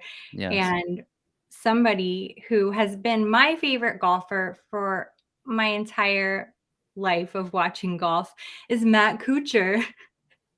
And Matty K. I Yeah. mean, tearing it up this week, but this entire season, Matt Kuchar has been playing really sustainable, Yes. steady, consistent golf, with one exception out of the last 12 weeks. But other than that, solid play by Matt Kuchar. I call him kind eyes. Kind eyes? Kind eyes. Kelly, do you have a crush on Matt Kuchar? Yeah. I do. I have a crush on Matt Kuchar. I could tell. It's okay. It's okay. Yeah. It's a real problem in my household. Well, he's been very solid. Eyes.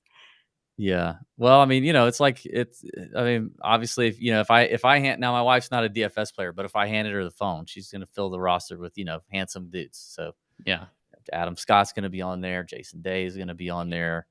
It's just weird though, because you don't think Matt Kuchar, handsome guy, but he's got this smile and he's got these kind eyes, and you're like, man, I just want to spill my soul to you, sir, over a bottle of wine. Things no one's ever said to me. Yeah. All right, Kelly. Thanks for hopping in and joining us real quick. Tell everybody where they can find some of that DFS content. Oh, yeah. You can follow along at Kelly in Phoenix. And if you want to get to know Trophy Smack on a more intimate level, you can follow us at Trophy Smack. Yep. Love Trophy Smack. Thanks for hopping on, Kelly. Thank you. Thank you, Kelly. Bye. Speaking of Augusta, let's take a look at the Augusta draft, the other draft that was going on simultaneously to our draft. And we had, let's see, who was in. So Kelly was in that one. Yeah, Kelly had the first pick. Had the one pick. Jordan Daniel from Fantrax, Tom Cunningham, Bettor Pool, Josh Harvey, CBS Sports, Travis Waters, Bet Karma, DFS Karma, Jason Gold, and Steffi Smalls from Champions Round, Dan Gentile and Ty Masterson from Bettle Fantasy Sports, Spencer Aguilar, Rotoballer, Lynn Hochberg, RotoWire, Ben Stecker. Can we see that? Can we pull that draft board up? Let's take a look. Okay. Okay. My older eyes. If my eyes, and mine are starting to focus. They're starting to focus. And you had so Kelly, just with us there. Well, I'll run through at least her first few picks. Okay, now I can see it. Yeah. She was picking number one, so she went Rahm first. Then on the turn, she went back to back Fleetwood and Lowry, and then Cam Davis, little early maybe on that one, but but very solid, top three up there and across the board, a good draft. So I mean, as we know, if you're on the corner like that, you're on the one, you're on the turnaround, you got to get your man if you want him. I'm surprised she got Joel Damon too. Actually, so we're buddies there. And JT Poston, right? Yes, JT Poston. She didn't get her man in Matt Kuchar though. No, I was just looking at that. But man, look where Fowler went in their draft. Fowler went the second to last pick in the second round. Didn't he go like fourth or fifth round in ours? Yeah, he went fourth round in ours. So that's this one was a lot different. It really was so different. I mean, just from Jordan Spieth going 3 here and what 15th or 16th in ours. You had outside. Rahm goes first over Scheffler. there's definitely some differences up here. So did Bryson DeChambeau go in our draft? I don't recall Bryson going off the board because you would have said something, DB, if he went on. You would have talked about it if he went off the board. Like, is he available? Should we put him on our team? No, he's in the second to last. He went off in the 13th round. Is that the Fantrax team? Like, yeah, to the Fantrax team with Jordan. I mean, what if Pat? This is just crazy. What if I'd have told you after he won Wingfoot, or like I don't know, 15 months ago? What if I'd have told you that you would have a fantasy golf season-long draft in the week before the Masters in 2023, 140 golfers would be drafted, and Bryson DeChambeau wouldn't be one of them, and he wasn't injured. Yeah, that I Holy would not crap, have believed you. You would have lost your mind. Yeah, you would not have been able to come up with a scenario of how that was the case. No, I mean it's incredible. But he sucks now. He's not terrible. He's not playing good on Live. He's terrible. No, he's not. I tell you what, I'm looking here at Rotoballer here, Spencer's draft, and he very obviously went with a ton of upside with Homa, Young, Tom Kim, Keith Mitchell, then Dietrich and Ben Griffin. A lot of upside in those plays. Very then Will solid. Gordon down there. I like that. I like this team a lot. Ludwig Aberg. This is a very high upside team. Yeah. I like that team. We kind of checked in with Steffi Small's team earlier at Champions Round. She's with Jason Gold as well. We couldn't get her on today, but I want to see her team because she's good. Schauffele, Burns, Hideki, Denny McCarthy. She loves dads, so I feel like Denny is really only her first dad. I don't really see Burns or Xander as really dad vibes. Yeah, Denny kind of gives me a dad vibe. Seamus Power, Aaron Rye, Nick Taylor, Davis Thompson. Did Siwoo Kim, or is that SH or Siwoo? That's got to be SH, right? Yeah. Or is that where is that? Siwoo? Her like 9th pick. Okay, that's SH. Okay. Where did Siwoo go off? Now I'm curious because we took Siwoo in the 3rd. There he is. There he is. He's in the 3rd. Okay, so actually, he went earlier in their draft than he did in ours. Yeah, which makes me feel good. Hey, yeah, makes me feel. I'm kind of scanning here for the Mito pick of their draft, but I don't know if Kelly took him 1st round, 8th pick. No, but I mean, I'm kind of like now he's just he's the Mito pick. Like who had a terrible pick like Mito? They had Cam and DJ go off in the 2nd round. Yeah. So then the next Live guy, there's Joseph Rose from South Africa. Joseph, old Joseph.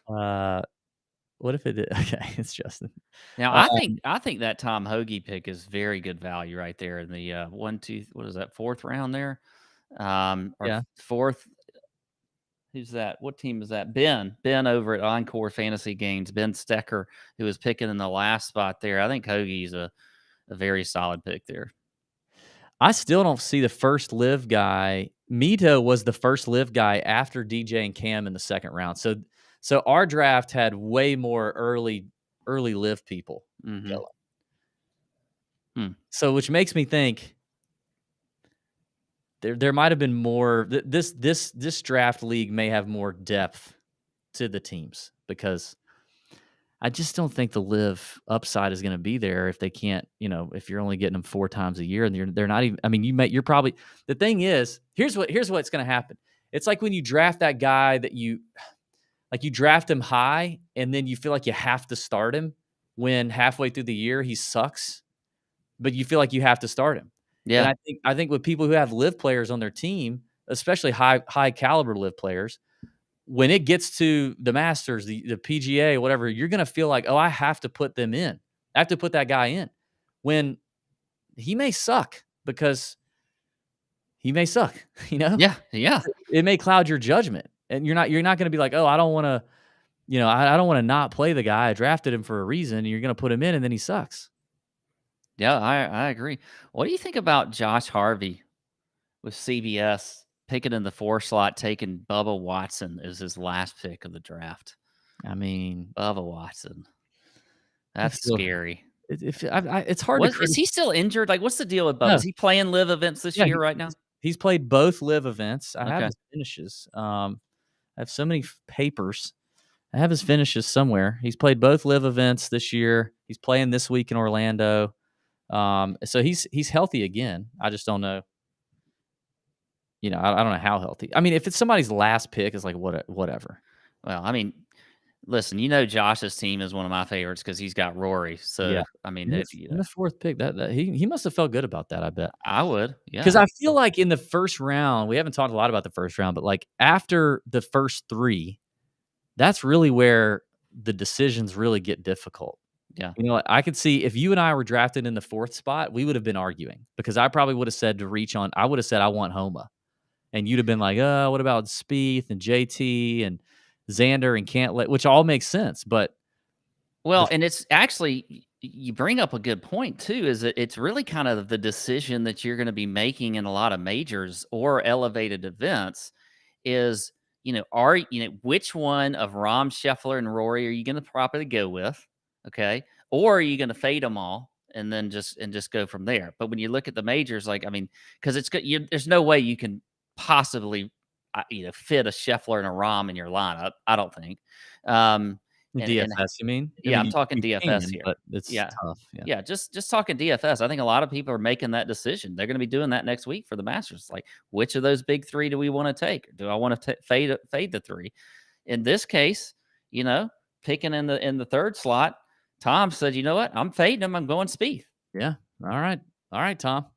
By the way, Bubba finished 23rd at Tucson and 40th at Mayakoba. Thank you for that, producer help. All right, so Lauren is back, and we're going to have a chat. Hey, Lauren. Hey again. Yes. All right. Did you hear what I said, Lauren? Did you hear that I was, I'm the nice one, and DB didn't want to give you any No, I leeway didn't hear that. I would love to hear all about it. Well, I just said that I felt like, it was an honest mistake taking Stallings Jr. and that I think we should let you have Scott Stallings. Now we would obviously appreciate some sort of, some player that's decent in return, but DB was very against that. He didn't even want to give you the benefit of the doubt whatsoever. And Hey, look, I did. I'll drop him if I need to. I don't need this trade. It's only first initial, last name. I didn't realize there was 2 S Stallings. Did you guys know that? Maybe it's new. I mean, it is new. He's new. So it's I'll actually admit I recognized it this week for the first time ever. But it is new. So it's I mean, Steven Stallings, not the same as Scott Stallings, but and Lauren, nothing personal.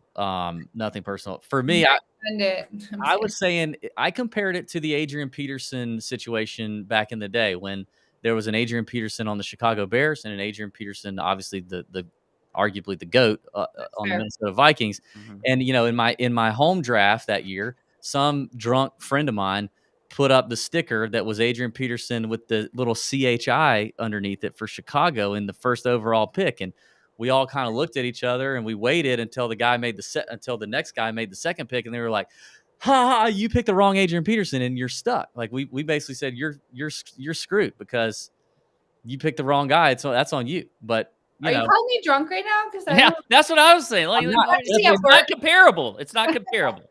I'm definitely not calling you drunk. I wouldn't judge you if you were. I would like to be drunk. I've done so much content already today. It's Friday, but I'm not quite there yet. Not there yet. So, okay. Yeah. I didn't know what time zone you were in. If you were in Australia, I'm in Mountain Time. I'm a little behind, probably. Are you guys East or? Yeah, we're okay. We're the Lord's Coast over here on the East Coast, but okay. I grew up there. I get it. Lauren, we will trade you. I'm willing to trade you. Or understand that you can obviously drop. That's the great thing about the fantasy league. 100%. You can drop. I would Pat's made a lot of executive decisions today and without me, and now I'm going to make one. I'm only willing to make a trade for I'm going to say Mav McNeely. I'm willing to make a trade for Mav. No, you can't. No, you don't have to. It's not going to happen. Okay, understood. Well, I just want to say, like, in our Zoom room, which like I didn't really realize you guys weren't in. It makes sense now, but you know, everyone just agreed to switch it out. But it's fine. I get it. At the same time, I don't know. I just feel like you guys feel a little bit threatened by this whole situation, or how are you feeling? Oh wow! See, she's Lauren's talking trash, and we play you week 1 too. Yeah. So I just want to make sure we're all in a good place here. You know, now I'm starting to get creative with the offer. Maybe, you know, we'll talk on the side, because now maybe what we could do, because you know what I really don't want to do? I don't want to trade Scott Stallings to you, and then in our very first matchup, you play him and he beats us. Then I'm going to be pissed, you know, if he crushes it. So maybe what we do is we wait a week so that our matchup is over, and then we consider a different deal. That could be fair. I mean, it gives us a second to look at both of our teams, really evaluate who we have. Yeah. Look and at the waiver decide, wire. Maybe I'll just drop him, or maybe not. I mean, you know, it's just an unfortunate situation. But I do wonder, I have a question for you guys. Yeah. What were you thinking at the moment when you did draft him at that point, 3 rounds later than he was supposed to be drafted? Like, why is he still here, or what? Well, I mean, I don't know that I didn't think that. I don't know. I mean, Stallings is he had a good little run there for a minute, and then he's kind of tailed off lately.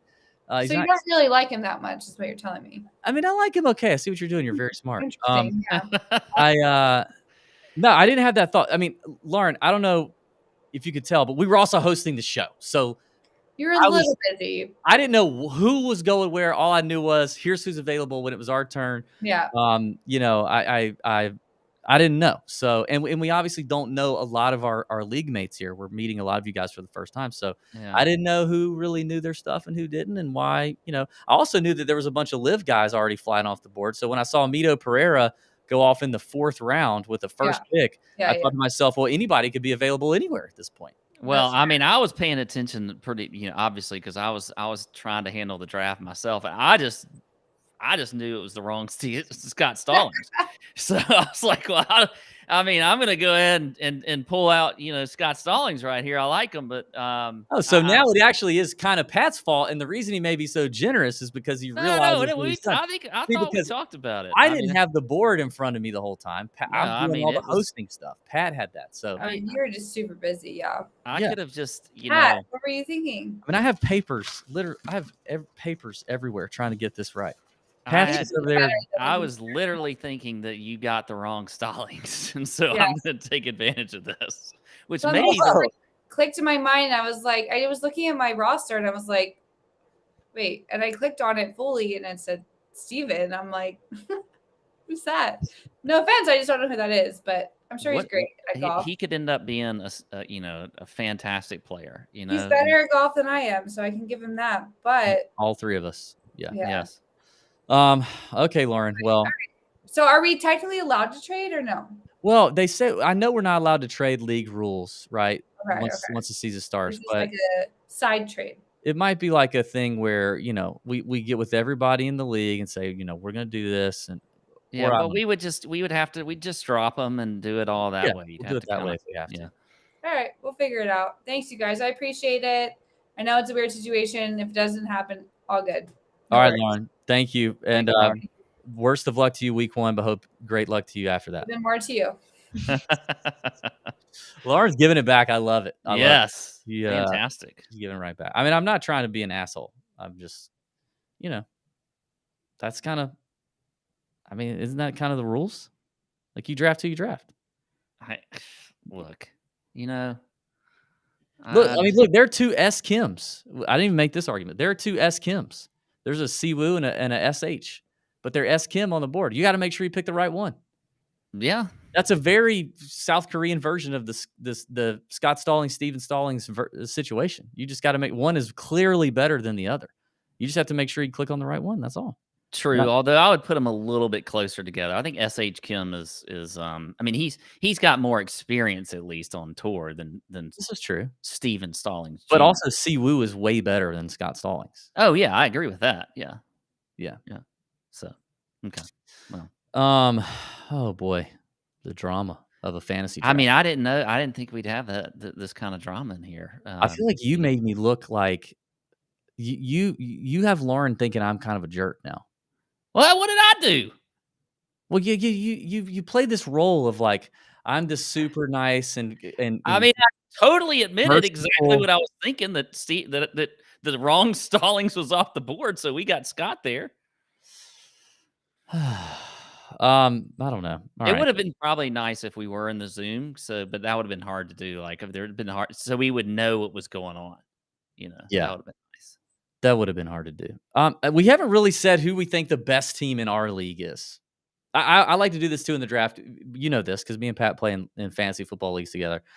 When the draft is over, I like to say, who's the best team on the board that's not your team? Because everybody's going to think, unless you're maybe Will, everybody's going to think their team is the best team. So yeah, who do you think on the board, other than our team in our league, is the best team? I am. Oh man, now you're putting me on the. So I tell you what, I have to go with I have to go with Dr. Roto, who I kept talking about early in the draft. I just think when you look at the overall upside and the solid guys across the board, I'm going to read off his entire team. Colin Morikawa, great play. Hideki, we know Hideki. Corey Connors, he might be leading right now this week, but always solid whenever he plays. Minwoo Lee, we talked about him a good bit, has a lot of upside. Adam Hadwin, Justin Suh, has had a great Florida swing so far and a lot of upside. He came out with Colin Morikawa and Matthew Wolff. Hasn't taken off as much as those two guys, but he has a lot of talent. Brendan Todd, another great ball striker, good player. Aaron Rye makes a lot of birdies. Robbie Shelton, who I know you love and I love. We walked 9 holes with him at the Players Championship inside the ropes. He is a fantastic ball striker. Your boy Luke List, who you hit last year when he finally won at the Farmers at what, 70, 80 to 1? Yeah. Troy Merritt, Smotherman DB. I mean, Smothermans are a boy. So MJ Duffy, David Lipsky. I mean, I think Dr. Roto across the board has probably the best team. I actually think it's close. For me, Byron and Joe's team at Roto Baller, but the F.S.G.A promotions team has some solid depth, especially in the middle and the middle and back end of that team. Cam Young, Sam Burns, Kitayama, Justin Rose to start in the first 4 rounds. But look at the upside in the middle. Davis Riley, Ben Griffin, Harris English, Nick Taylor, Davis Thompson, Patrick Rogers, who is winning right now the Valero Texas Open. Wow. And then at the bottom, Matthias Schwab, Dylan Wu, Bo Hostler, and Austin Eckroat. I think that team is interesting as well. Overall, that was fun. The inaugural F.S.G.A fantasy golf draft. That was a lot of fun on Fantrax. Pretty easy, too. Very easy to set up and do. I think ultimately it's going to come down, like fantasy football, a lot of this is probably going to come down to 2 things. Start-sit decisions and the add-drop waiver wire situation. I look at a lot of teams who, everybody did pretty well up top, but then if you messed up the bottom end of the draft, the late guys, you can easily pick it back up with the waiver wire. So this was a lot of fun. Thank you guys for watching. We are the Tour Junkies. You can check out our show weekly on the Bettor Sports Network, Tuesdays at 7 p.m. Eastern live, breaking down all the golf action, DFS, betting, any form of gambling. We're going to educate you to and have a good time doing it. The Bettor Sports Network putting this on is fantastic. Thank you to Fantrax, F.S.G.A, and all of our teams and the hosts. Check out all their content. This has been great. And enjoy the Masters because that's going to be awesome. All right. Thank you. Tour Junkies. See you. Out.